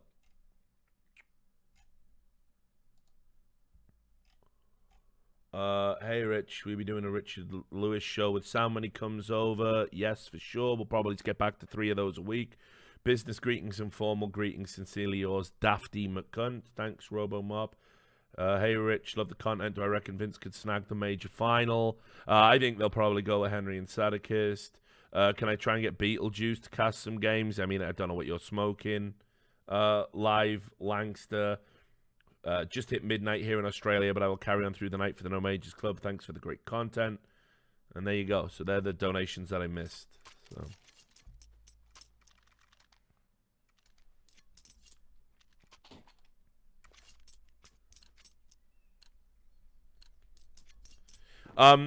But yeah, so just back to, in terms of schedule, it's a tough one right now. It'll get a lot easier. Like, the majors obviously contributing 10, 11 hours to my workday every day. Get fucked. That's alright, isn't it? That's fair. I don't think, Kay shouldn't have re-peaked that, honestly. But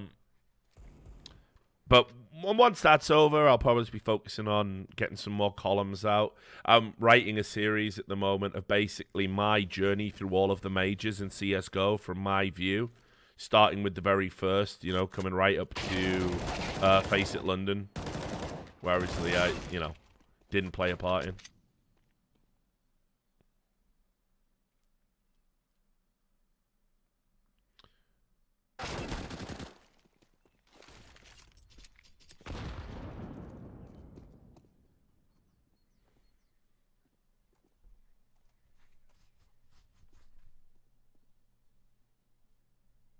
Do I think Ents will make top 8? Very good question.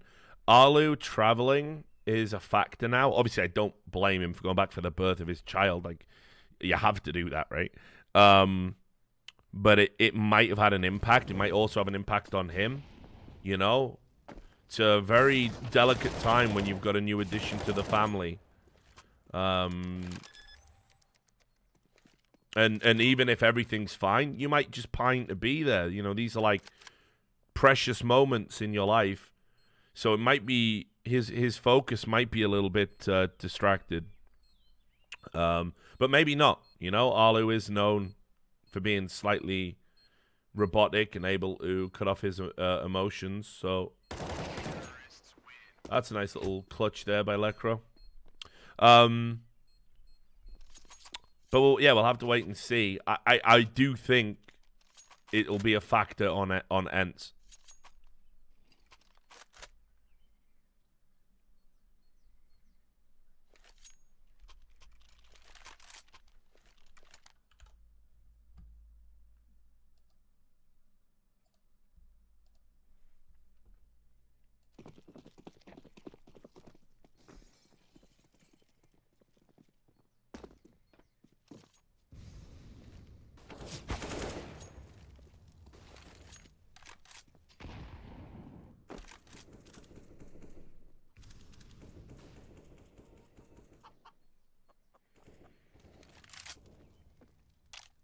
What else have we got here?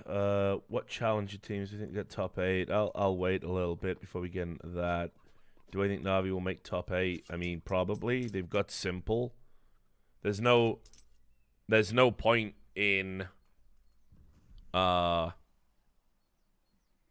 doubting Na'Vi. I've realized that when you have the best player to touch this game with playing at the highest level anyone's ever played at, all bets are off. What should make sense doesn't anymore because the greats do the impossible.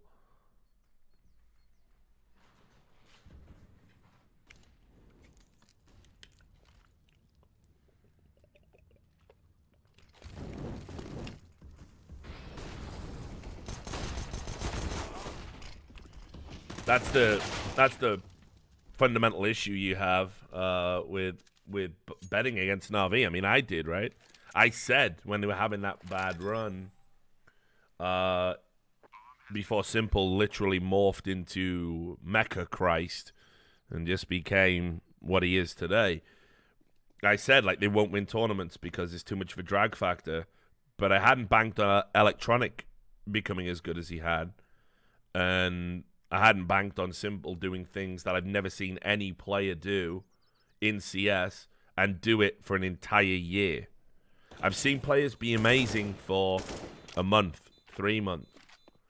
I've never seen a player be actual godlike for a whole year. I've never seen it. It's insane. So I can't ever bet against Na'Vi because everything that makes sense ceases to make sense when Simple can literally alter reality. He's that good. So what are you going to do? Prime Olaf doesn't come close to Simple.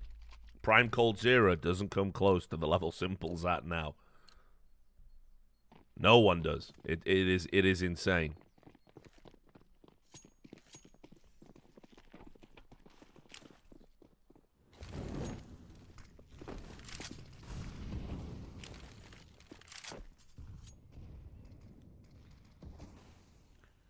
Prime Kenny S wasn't close. Prime Shocks wasn't close. Nico, not close. No one has been close.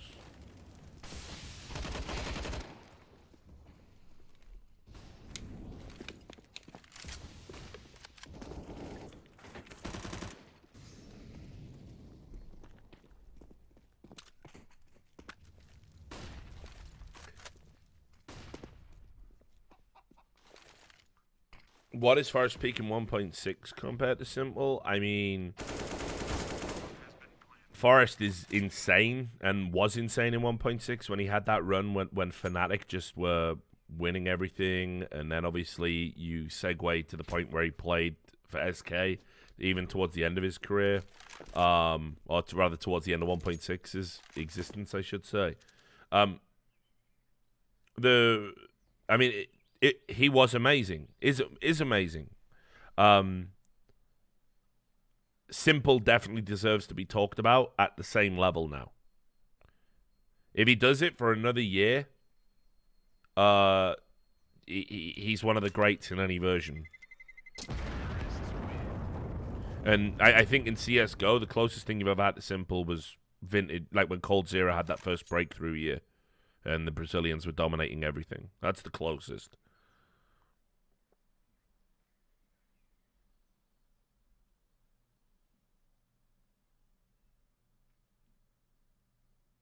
Prime Cold Zero was better than Prime Olaf.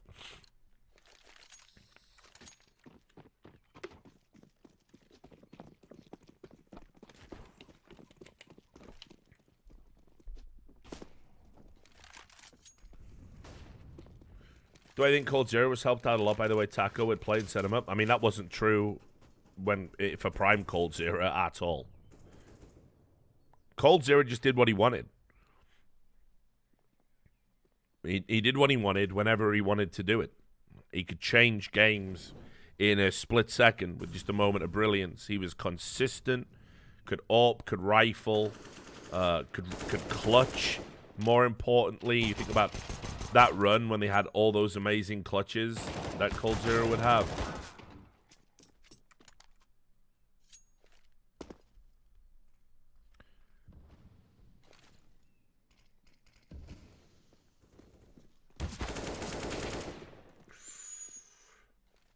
That's important.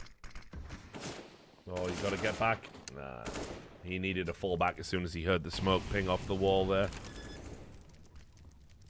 He just needed to buy time, dude. Like, that's silly by Freeman.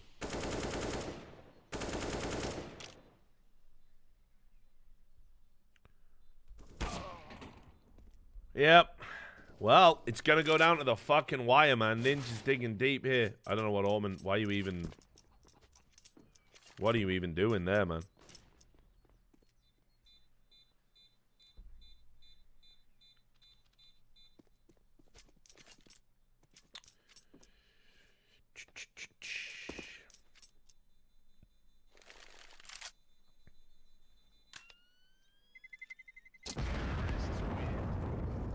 Can I go more into why I don't think Prime Kenny S would come close? Because we're talking about an AWPer. Well, put it this way. Okay, when he was on Titan and he was regularly dropping 50, I guess that's what we're talking about with vintage Kenny S. Still couldn't get his team the win. Simple can AWP as good as most primary AWPers. He's not a primary AWPer. He's a hybrid player. He can rifle as good as anyone in the game. And again, his production wins matches for a team that probably, if you were to look at skill disparity and smoothing it out, was probably equal to that Titan team. So, I mean, there's some data points to talk about. Yeah, maybe Electronic now, but when Electronic first joined the team, Electronic was bad. And then obviously Electronic, yeah, now he's morphed into something amazing. But Kenny S doesn't deserve to be talked about in the same breath as the current version of Simple. Like, not at all.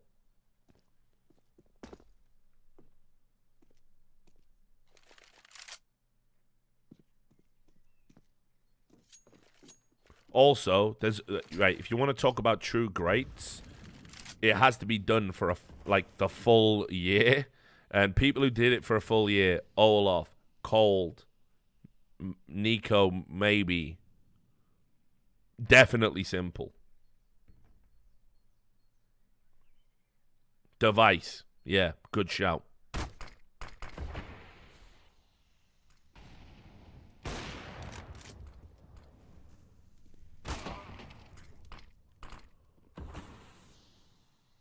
And obviously Ocean. Hades, Rix, Roker, Slemmy. Slemmy's consistency over his entire career is incredible, isn't it?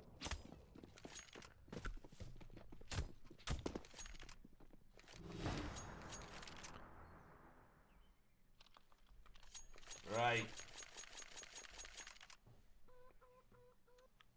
Yep, Dead Fox is in there. Spiddy. Man, do you remember when people were saying that Spiddy and Dennis fucking team could work? Get me out that mouse sports team.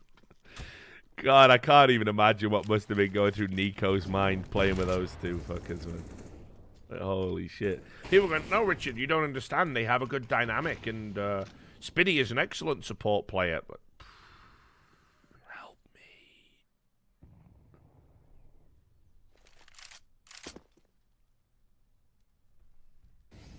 Help me.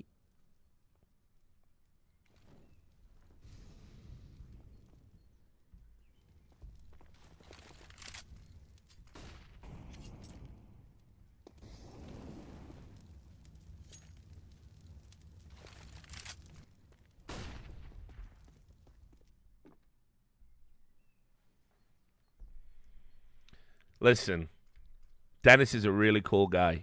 Let me tell you about Dennis, right? So he met, like, we've talked like via DM and stuff. When I think about all the unbelievable shit I've said about Dennis being a bad player, and he still watches my content, and he still watches by the number, and he still like, he wished me like fucking Merry Christmas and Happy Birthday and shit like this. Like, he's a super cool dude. Like, if I ever saw him, me and him would be having a fucking miniature Oktoberfest, just the fucking two of us getting fucked up.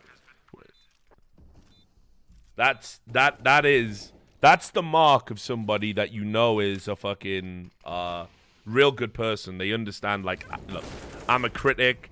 Sometimes I have to use hyperbole, right? I know Dennis isn't shit at the game, obviously. But in terms of pro-level CS, calling him shit, you know, it immediately sort of makes sense within the context of what we're talking about. But it's also not personal. I'm not judging him as a human. Ooh, there it is!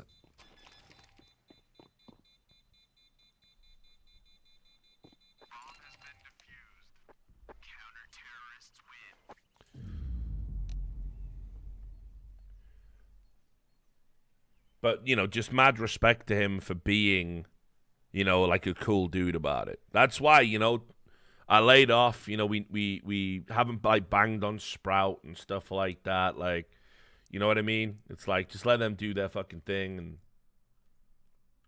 it's all good. So we go to a third map. Going to give you a little loading screen here. I'm going to just quickly fuel up.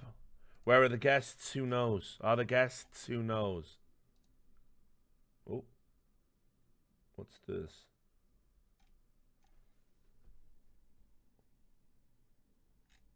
Oh, someone sent me some info on that Rainbow Six Death Threat stuff. So, anyway, be right back, guys. Enjoy this load. I don't know. Should I put a song on? Maybe I should. Yeah, hang on. Let me think.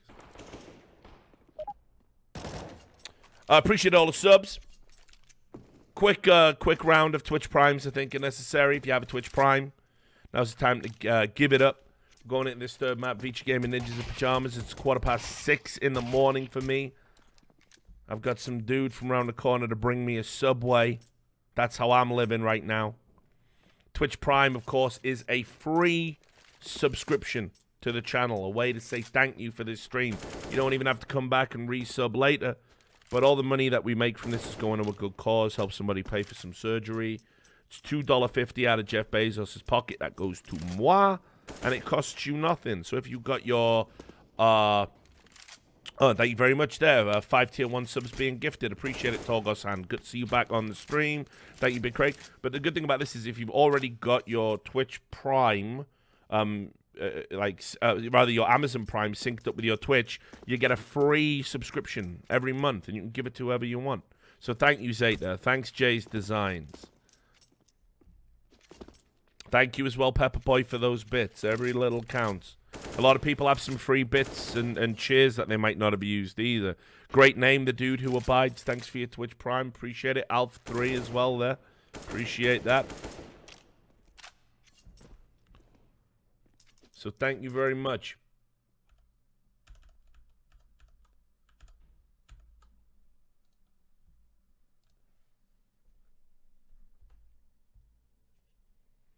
How do I rate Sergey? Oh, thank you, X-Slacky, as well for the Twitch Prime.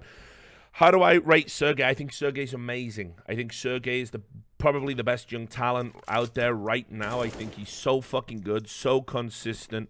He can do it all. I just love watching him play. I think he's the beating heart of Ents. I think he deserves so much fucking attention. He's so good. Yeah, maybe Ziwu. Question marks about Ziwu, I suppose. Thank you, Prof C689. Thanks, Johnny Gazer, for gifting 2 subs there. Have you ever listened to Megadeth? Of course. I'd probably know all the words to Symphony of Destruction still, Toby. Ingrained from my teenage years.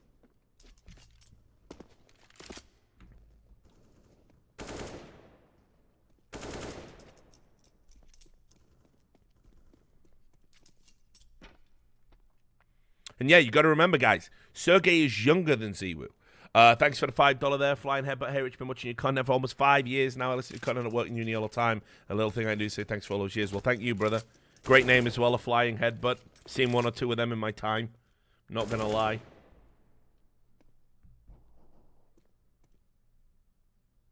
Who do I have to win this major? You got to say Astralis. I think if you don't say Astralis, I think you're being a contrarian. It should be them, but we'll wait and see. Megadeth greater than Metallica? Ooh, I don't know, you see. I mean, I just feel that when Metallica had that sweet spot of albums, even if you don't count Ride the Lightning, and you go like Master of Puppets, Justice for All, Black Album, like, it's fucking insane how good that run of albums were. Like, Metallica were making these, like, it's just God tier to have a run like that. So. Oh, come on. No one really believes Rust in Peace is better than Master of Puppets. Master of Puppets is one of the best fucking albums in any genre of all time. No chance. No chance.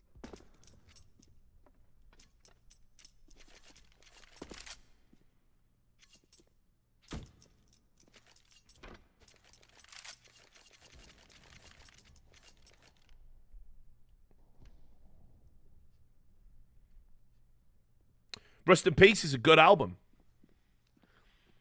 I don't know if it touches any of the albums I just said. I think Justice for All is better than Rust in Peace, honestly. Sorry.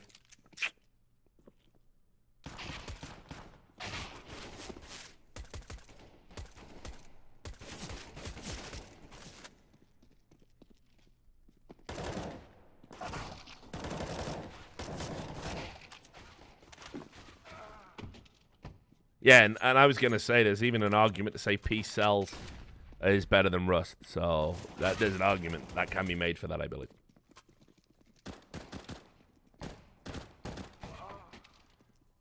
Now, if you want to start getting into some real shit, Seasons in the fucking Abyss, Rain in Blood, this was some shit, man. South of Heaven, some real shit. Rain in Blood blew me away first time I fucking heard Rain in Blood, man. What a fucking album that is, dude.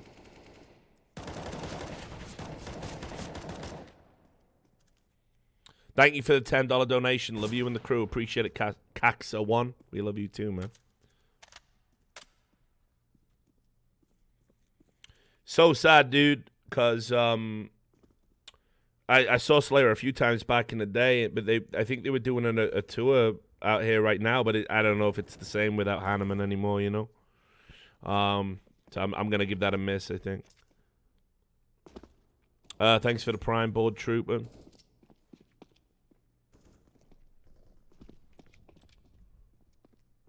But, yeah, and I would definitely say when you, like, Pantera, like, making vulgar display of power, which is great, but then you knock it up a notch with Far Beyond Driven. Far Beyond Driven is insane. Like, what a fucking album. Like, how do you pull that? How does anybody make that album? Thanks for the sub, Smuffs. Appreciate it, man. Like, how does anybody sit down and fucking make that album, dude?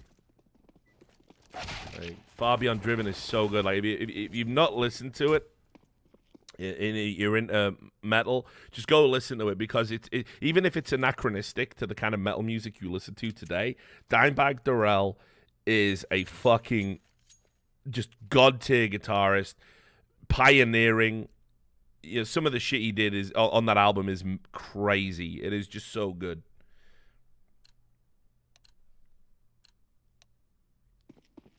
Yeah, fucking rest in peace, Dimebag, man. What a fucking waste, eh? What a waste of life.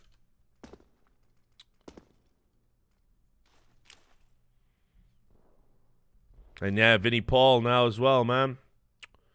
Phil Anselmo's not going to be far behind him the way he's fucking drinking.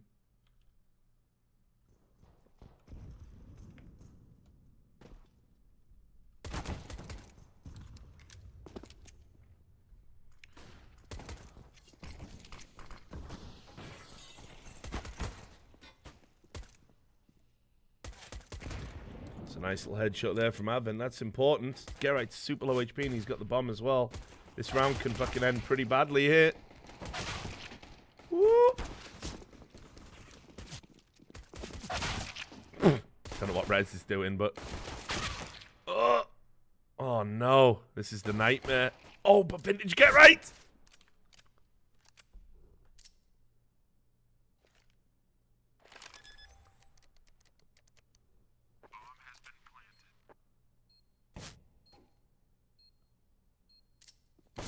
Oh, my lord. Gotta kick the old guys out of this team, dude. Gotta kick the old guys out. Lecro and Dennis are the future of the NiP franchise. Forrest and Get Right are washed up. I've been an NiP fan for 5 minutes, and I think I know what I'm talking about. Beast mode. That's why you keep him around. Having one moment like that in a fucking pistol is like... It's worth it. It's worth it if he doesn't do anything for the next 5 rounds. Am I into black metal or death metal? That's a little too crazy for me. Once you start wearing the makeup and talking about Satan and all of that, yeah, I kind of tap out right about there. Slayer talked a little bit about Satan and they had pentacles and pentagrams and all that shit going on, but like, come on, dog. Once you got that fucking stupid makeup on and you fucking blah. And the Dark Lord will rise. You know.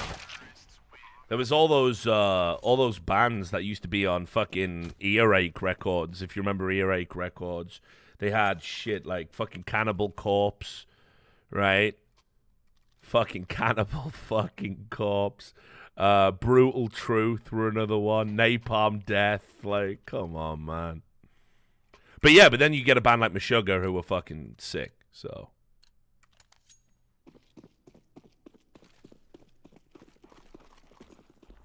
Yeah, not in a behemoth, no, not for me. And I've seen Gajira. But Meshuggah are fucking sick, like. Yeah, my brother likes Opeth. I never fucking, I couldn't get on board with it, dude. But my brother's got every fucking album by Opeth, like.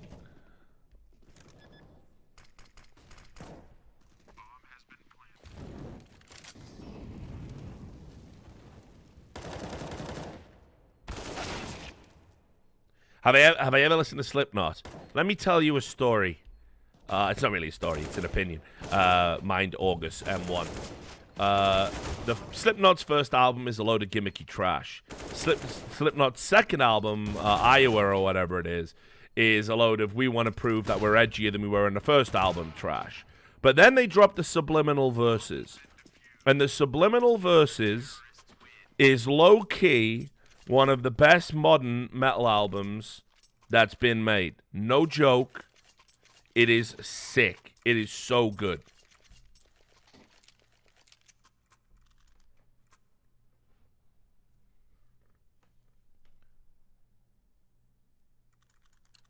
Like, Subliminal Verses is like probably like my fucking workout albums. The first like 4 tracks on that are so fucking moody and aggro.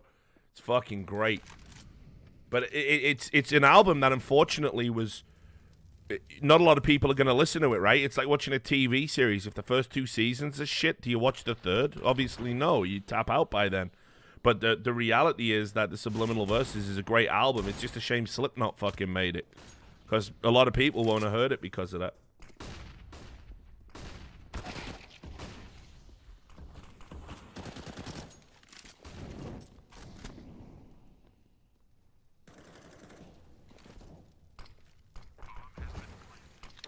if this esports thing, you ever thought about being a roadman? Yeah, you know, I'm out there, man. I'm always listening to fucking, you know, all my grime artists, thinking about getting on the road. I'm a bit old for that game, maybe, but I'll give it a go.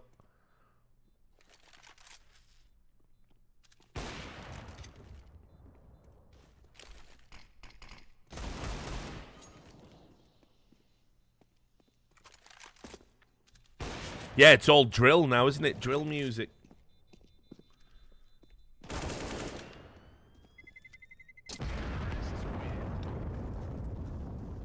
Yeah, gotta get on that fucking get on that hype ting, blood.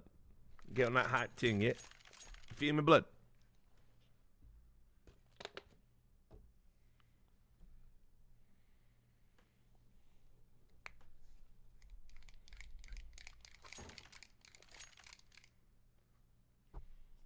But you know, cause I listen to all different types of music, as you can probably tell by every time I start the fucking stream, and then you get hit with some fucking Kiro, fucking Benito.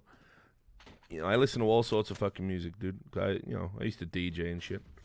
And, yeah, you fucking, I actually listen to quite a bit of grime, honestly. There's definitely a drop-off point between, like, sort of ordinary, generic shit and actually good, intelligent stuff.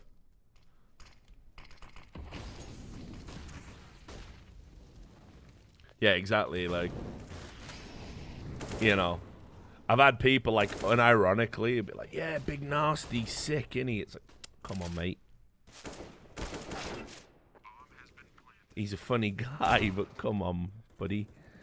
Let's not do that, eh? I always thought Devlin was a guy that never got as much love as he deserved. I think his flow and his lyrics are fucking unreal. And I don't understand how he didn't blow up. Because Devlin was fucking... I think he's really talented.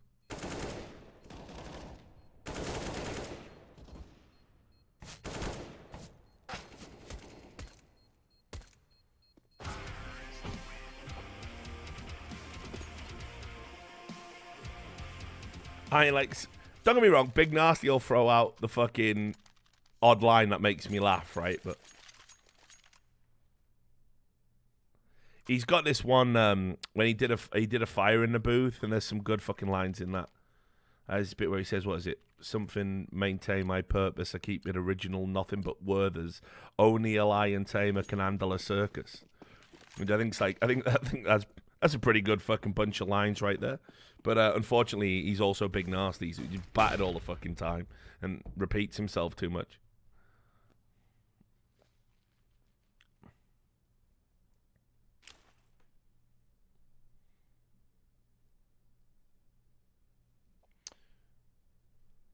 Do I still dislike Tyler, the Creator? I mean, yeah.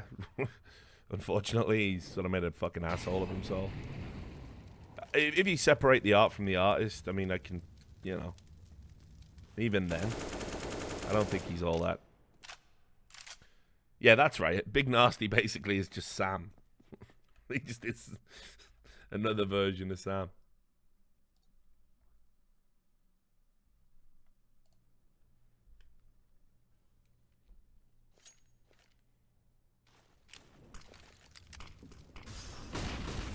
I met Big Nasty at the fucking at the UK Esports Awards in fucking 2016 or whatever. I won Journalist of the Year.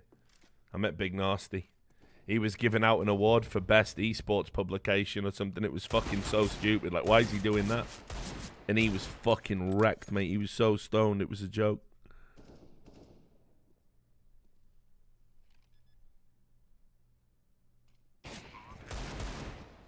I think me and Sam just kept shouting BDO. fucking ridiculous. Dropping the base defense league, like. I think Sam smoked a fucking zoot with him actually. Did he? I think he tweeted the photo out. I can't remember. I'll have to ask him when he gets on, mate.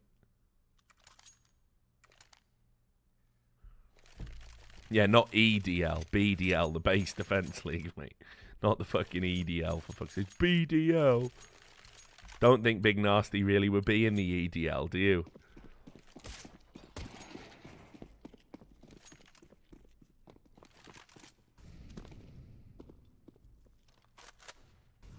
But yeah, I seem to remember Sam smoking a fucking zoot with Big Nasty and taking a picture with him. I'm like, what the fuck are you doing, mate? Fucking got to have it, eh, Bert? When's the next time I'm going to be able to smoke a fucking zoot with Big Nasty, like? Alright, so.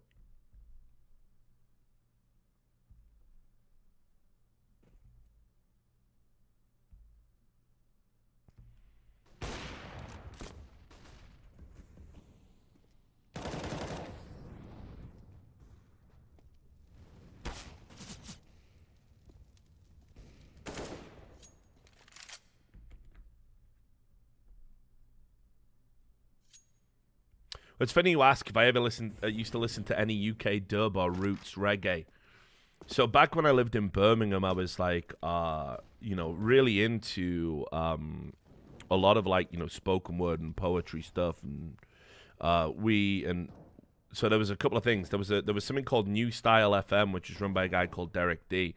I was really liked a lot by the black community in Birmingham, because of the work that I did in terms of the poetry and stuff. And me and Derek D were good friends.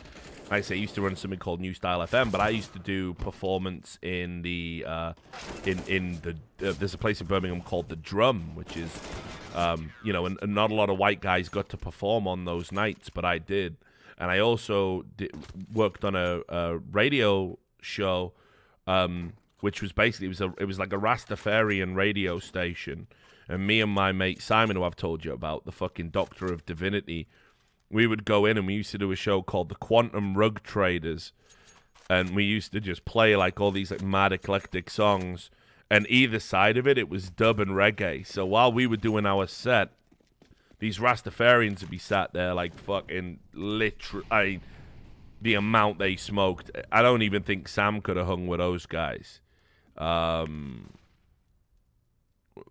like, they would just sit there and be like, nice Jones, man, fucking getting absolutely fucking blazed, like, and then they would come on and just be, fucking scratch Lee Perry, like, just shit like that, Sex vibration, just fucking baked out of their fucking mind, So.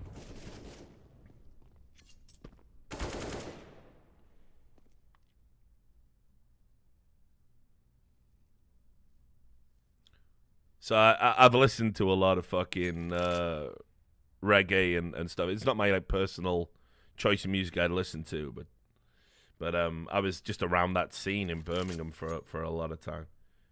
Yeah.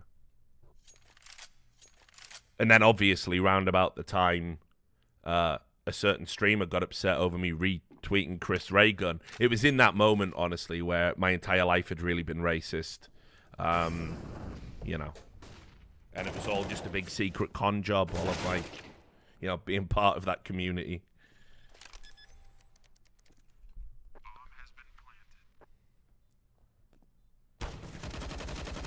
Whereabouts in Birmingham did I used to live? I was over in Kings Heath. Classic Birmingham.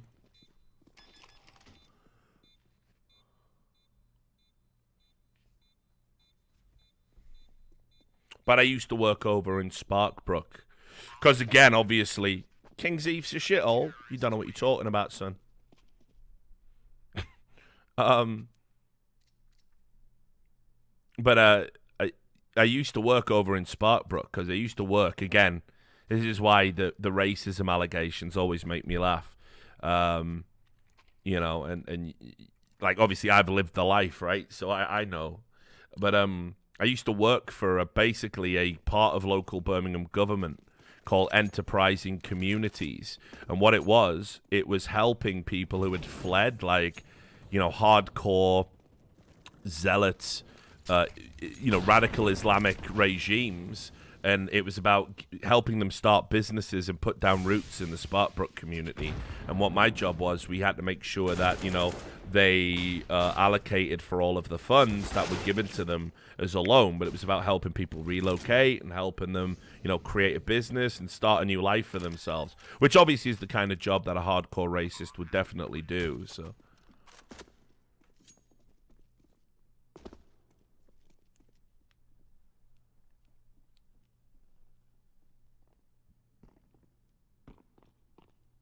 thoughts on going to the football in Borough? Good fun or dangerous? Borough ain't dangerous.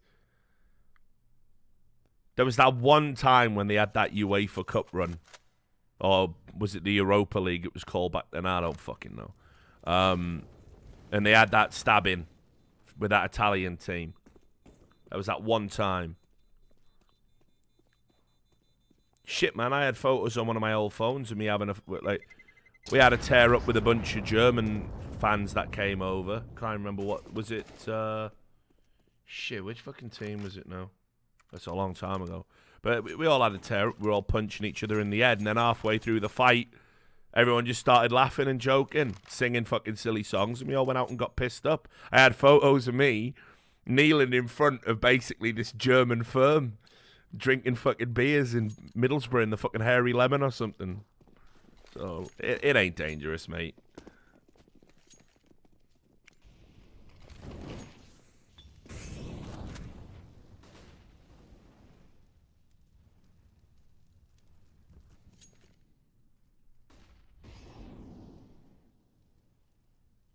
Thank you for the 18 months, Kruger Dunning. Appreciate it.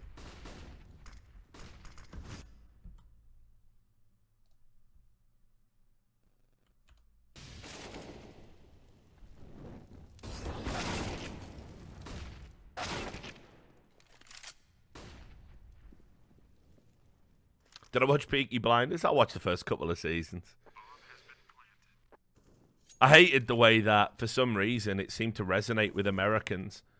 And Americans were like, oh, you're British, you must love Peaky Blinders. I'm like, it's pretty much a generic throwaway TV series. Honestly. Yeah, but Peaky fucking Blinders, mate. And they do these, like, terrible English accents, you know?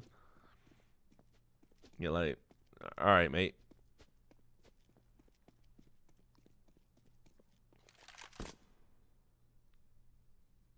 I loved it when, I just love how Tom Hardy just rocks up and just in everything he's in, he just plays a complete mad, intense cunt now. It's like, if you notice that, every role he plays, he just plays some mad, intense cunt. What are you fucking looking at, you slag? Like, fucking calm down, Tom Hardy, mate. Can you do a romantic comedy, mate, and fucking reset? He's always just a mad, intense cunt. Yeah, even that Taboo, I couldn't even keep watching it. Like, just, do you know about the murders? Like, fucking all right, mate. Fuck, I'm all the way out. This is mad.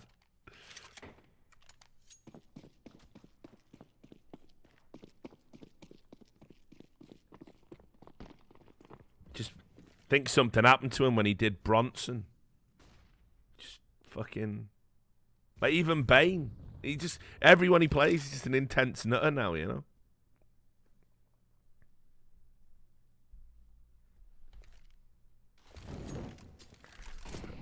And you think this gives you power over me?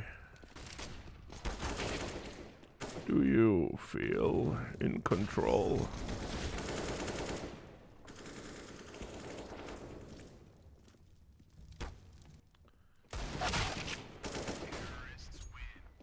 It fucking's mental, innit? Like, he's just always playing fucking just brutal bastards, like. I was no one till I put on the mask.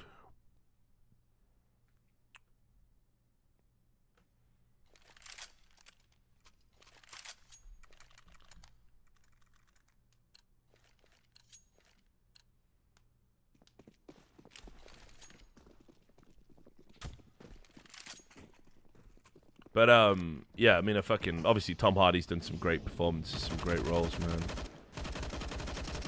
I didn't like it. I didn't like that Cray movie, The Legends. I didn't like that. I saw somebody said that was sick. I didn't like it, actually. I don't know if it's because, like, I sort of read a lot about that when I was younger, you know, the craze and stuff, and I thought his interpretation of the characters was a bit off for me, but, you know, I mean, maybe it was good. But yeah, Locke was great because that was effectively a stage play. Thanks for the 100 bits, Requiem 43. Appreciate it, man.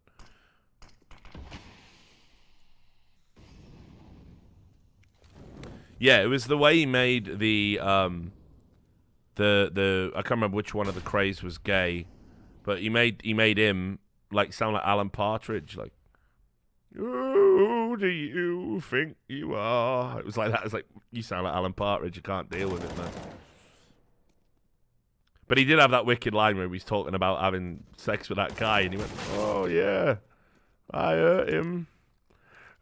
Twisted him up like a pretzel. I was like, fucking what a line that is. Like, what a fucking line that is. Thanks for the Twitch Prime there, Evil Eye. Appreciate it, man. Yeah, I watch True Detective. think it's fucking amazing. You can go back and watch that first season over and over again. Season 2, not so much. I watched it recently. I wanted to prove to myself that everyone hating it were being idiots. And actually, it was better than people thought, and it just wasn't at all. It was actually really bad. But Season 3's been great. Not as great as 1, and it's been a bit more slow. But I got to get this guy's name right, because if I say it fucking wrong again, I'm gonna hate myself forever. He deserves respect. Mahershala Ali is fucking great. He's been amazing.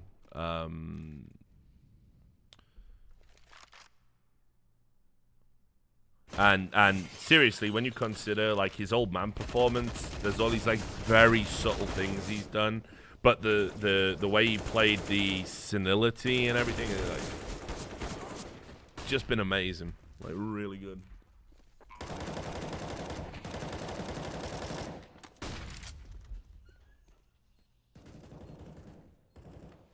I loved the last episode.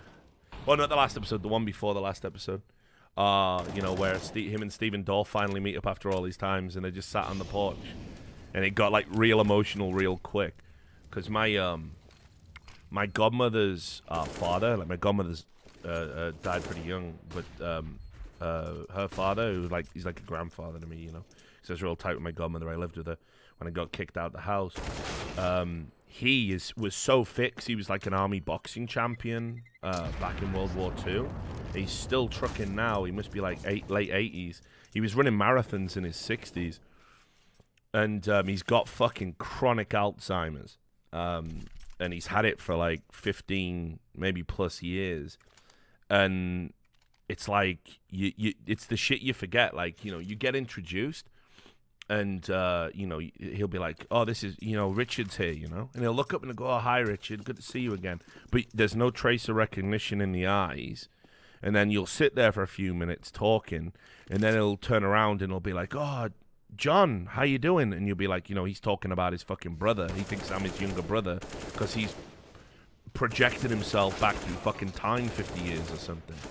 And it's like you get to a point where it's actually you just scare them and make them sad if you constantly correct them. So you just start playing along with it. You're like, yeah, it's good to see you. How you doing, Colin and stuff. It's a fucking terrifying disease. And what Ali's done in this fucking in True Detective is really good. And just that scene where he sat talking to Stephen Dorff and he's like. Stephen Dorff goes, and you still haven't apologized. And he goes, if I did something, I'm sorry, but I don't remember, man. I don't remember my life. I don't remember my wife. I just don't remember. And he starts getting like a single tear, man. It was like that fucking resonated with me because I've seen it up close, you know. So that was so it's been a real good series. And the crazy thing is as well, the press got given the first 5 episodes to review. And if you go read the reviews, they're all lukewarm as fuck. They're all like saying, don't know about this. Like, it's fucking great. What are you talking about?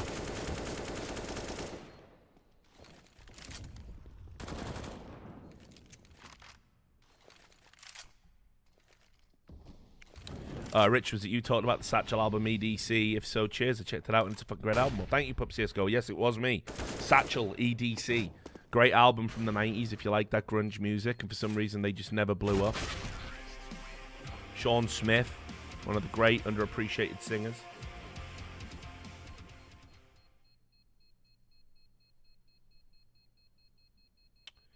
Yeah, it's true, Square G. Again, it's a heavy topic, man, but yeah, you do hit a point with Alzheimer's where it's like it's a fucking stranger at the end of the day, and it's like you want them to go out and you want to remember them the fucking positive way. You don't want to remember them, you know, when they don't remember you. And like I say, because of fucking Colin's long, he's gonna probably live like another fucking 10 years. That motherfucker, he was so healthy and just great genes. He might be around for another 10 years, like not recognizing people, not knowing where he is, who he is, like. And it was weird how it came on as well. Like he started with just like memory loss. You would just forget things. It's like, fuck, my motherfucker's 60 odd. Obviously, you start to forget shit. But then he would keep running, so he would go for runs, and he would get lost. And then when we realized that it was really bad, was he got lost one day, and he went to an old house that like he used to live in this neighborhood like fucking I don't know, like 30 years before or something. And he went there and he was like, asking the neighbors like where fucking Peter was or whatever the fuck and it was like, and then he couldn't remember his way back home, and it was like, fuck. Now we got to keep a fucking eye on Colin, and now you have to deprive him exercise, in terms of like going out and running, which he always loved to do. So it just gets sad. I mean, interesting story actually about Colin. Oh, hello, ding dong. Well, hold that thought.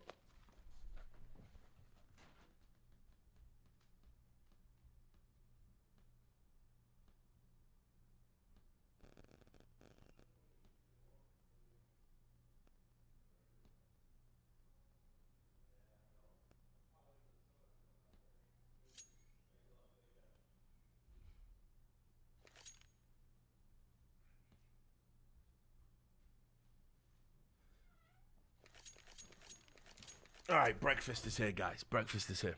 So yeah. Anyways, interesting story about Colin was he used to jog so much, like in the 70s, I think it was, when the Yorkshire Ripper was active. He actually got, I'll tell you why the story's funny, but he actually got questioned as being the Yorkshire Ripper.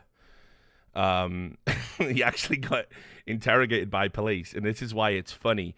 Colin was like the nicest fucking guy ever. He didn't even swear. He hated bad language. Like, you couldn't swear in front of him. To give you an idea about how nice this guy was, when he went to see Raging Bull, because he was a fucking, boxing champ in the army and never lost a fight, And he went to see Raging Bull, He's like, oh, there's this great new movie about boxing. So he went to see it at the cinema, and he walked out, and he demanded a refund. And he said, I came to see a film about boxing, not this filth. He couldn't handle, like, the life of Jake LaMotta and all the swearing and the brutality and hitting women and stuff. He couldn't handle it, like. So he demanded a refund, which they certainly gave him, because Colin was still a fucking intimidating figure. Not that he would have ever hurt anybody. He only ever fought in the ring. Anyway, so he got questioned as the fucking Yorkshire Ripper. Fuck, man. When he used to tell me that story, it was just like, I was like, but all I do is jog. I just like to jog, you see. That was all he could say. And I'm going, yeah, but were you jogging on this night? Well, I jog every night. It was just ridiculous, man. So the idea that the nicest human being who ever lived, like. Right, anyway, you're going to enjoy this half while I'm going to enjoy this fucking foot long, homie. So, no eating ASMR for you guys. He's going to sit here in silence, and then we're all going to enjoy a silent stream.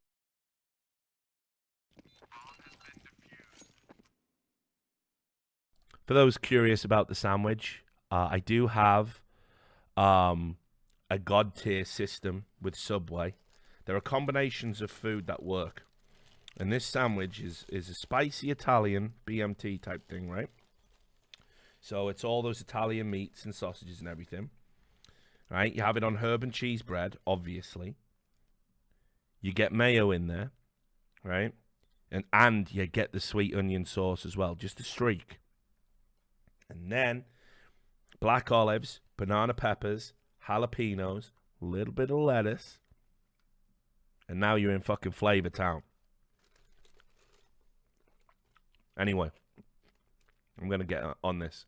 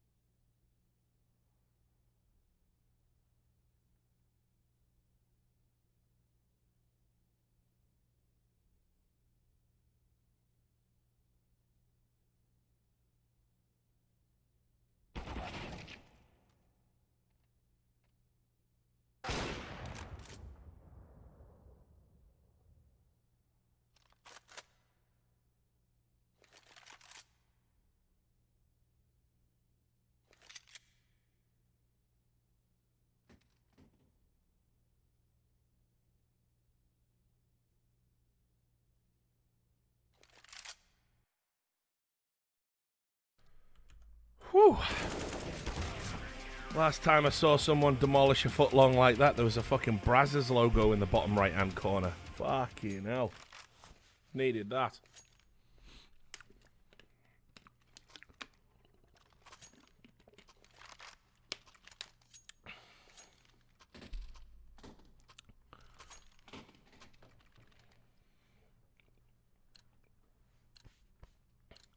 Whoa. Whoa. That's sitting heavy as well. I saw somebody in the chat go, fucking, yeah, it's a good sandwich, but I don't know about having one at fucking 7 a.m. in the morning. You have to understand, this is like the fucking middle of the day for me now, the fucking sleep and work schedule I'm on. It's like lunch. I'll be in bed by the afternoon.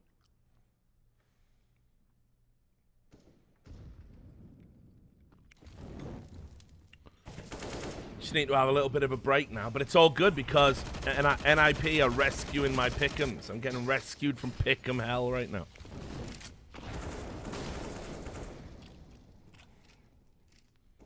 Am I the new Charin? No, I'm not. Definitely not.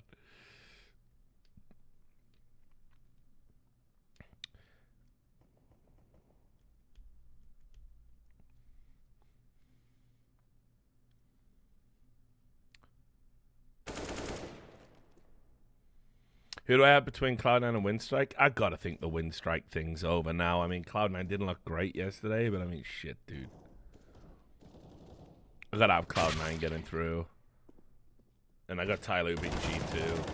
And I think that would be the best thing for everyone if that happened. Like, I think we can't give G2 this, like, false hope that this team's in any way gonna work, you know?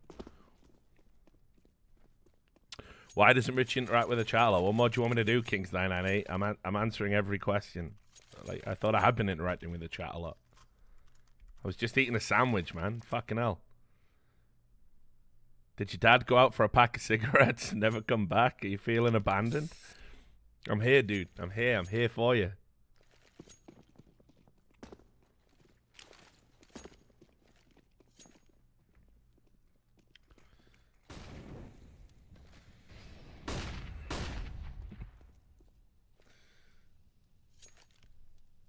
Yeah, Daddy's back, guys. Daddy's back.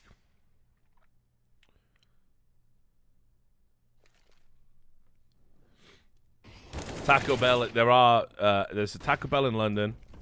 There's a Taco Bell in Newcastle, I want to say. I've seen a couple of Taco Bells around anyway, for sure. Can you drink tap water in Vegas? You can. I choose not to. All those questions have just gone into the ether, guys. Time for some no sound. Let me catch up. What do you think? Where do you think Device ranks amongst the best CS:GO players in history? Over his career, he's probably been the most consistent ever. So there's that. Devastated, Brazzers. Do I like Joey Diaz? Of course. Dick Stacey's no longer at the major. Can he be a guest? I mean, he could. He wouldn't come on. I think there's a line, isn't there? I don't think Dick Stacey would behave himself and behave civilly. He'd probably try and get my stream banned because he's a fucking idiot, so we just have to deal with that. Thanks for the $2 there. Here's a shit joke for you. What happens if you cross Splinter the Rat and Jimmy Hill? Smooth, yeah. I mean, it's not really a joke. It's more of an observation. But it's possible, I guess. I mean, Jimmy Hill's an obscure reference. So. Thanks for the $15 donation. Just wanted to thank you for the years of content. What was the name of that grunge band again? Satchel.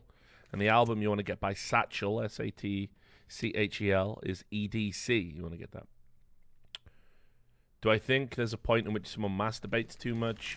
Around about when you start getting friction burns. Probably the time. Did I do a video about my pick'ems? Nope.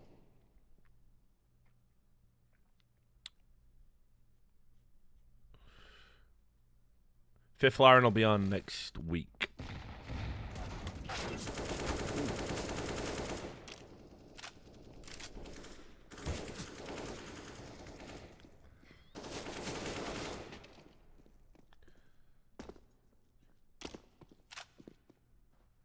Opinions on people like Tiesto being at the top of music. I have no opinion about that, Adam. Sorry, dude. That's very much out of my wheelhouse. I'm an opinionated guy, but I don't give a fuck about any of that.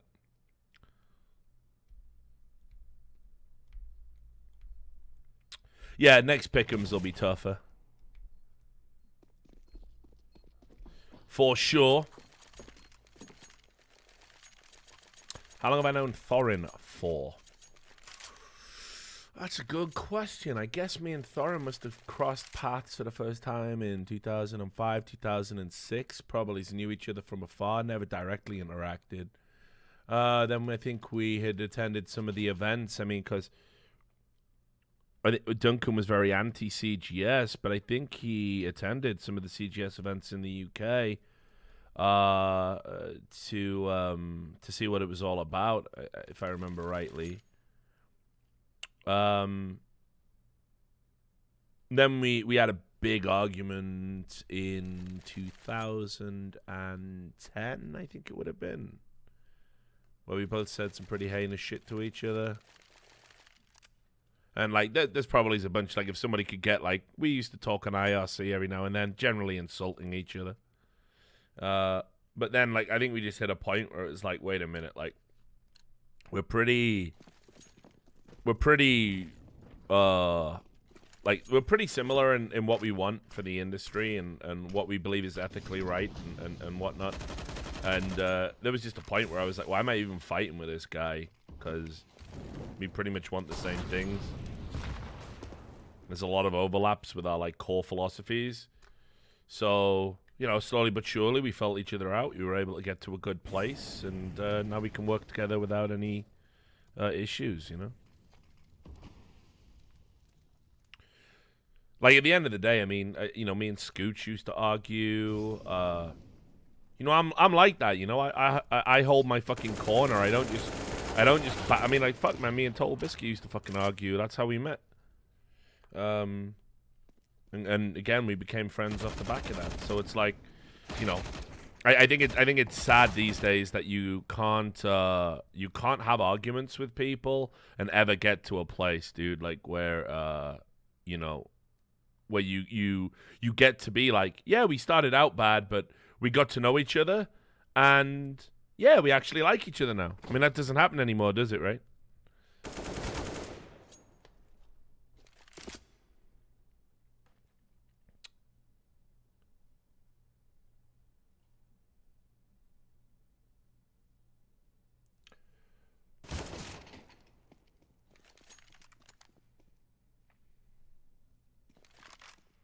I mean, for me, it was like, I like and respect people if they're not afraid of conflict. I don't have a lot of respect for people if I, like, you know, if they say something and I argue with them and then they yield the territory, I'm generally wary of people like that. No backbone, no principles. If someone pushes right back and gets in my face, I'm like, okay, there's something about this motherfucker. So then I'm like, right, now let's take it to the next step. Let's add a bit of nuance to this, you know? That's where I stand with that.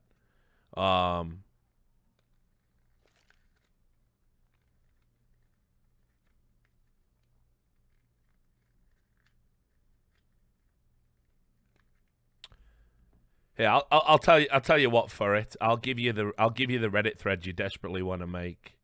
There you go, buddy.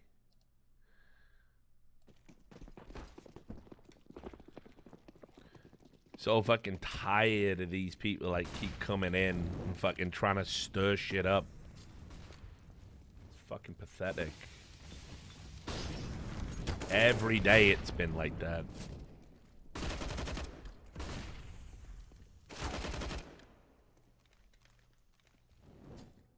Well, that's pretty much game.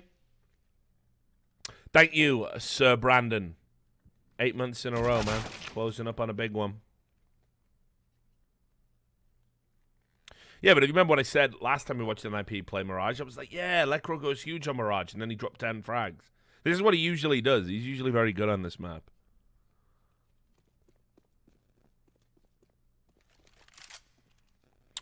Why am I not doing tournaments anymore? Yeah, I've answered it a bunch. Long story short, too many crazies trying to kill me, so it's not worth it. So, I'm not going to give them the satisfaction. You're going to have to work a little bit harder if you want to kill me, I'm afraid.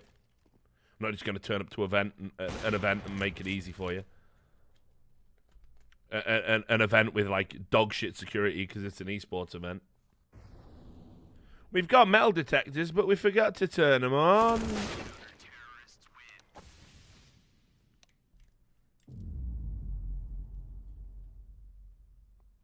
Classic fucking esports.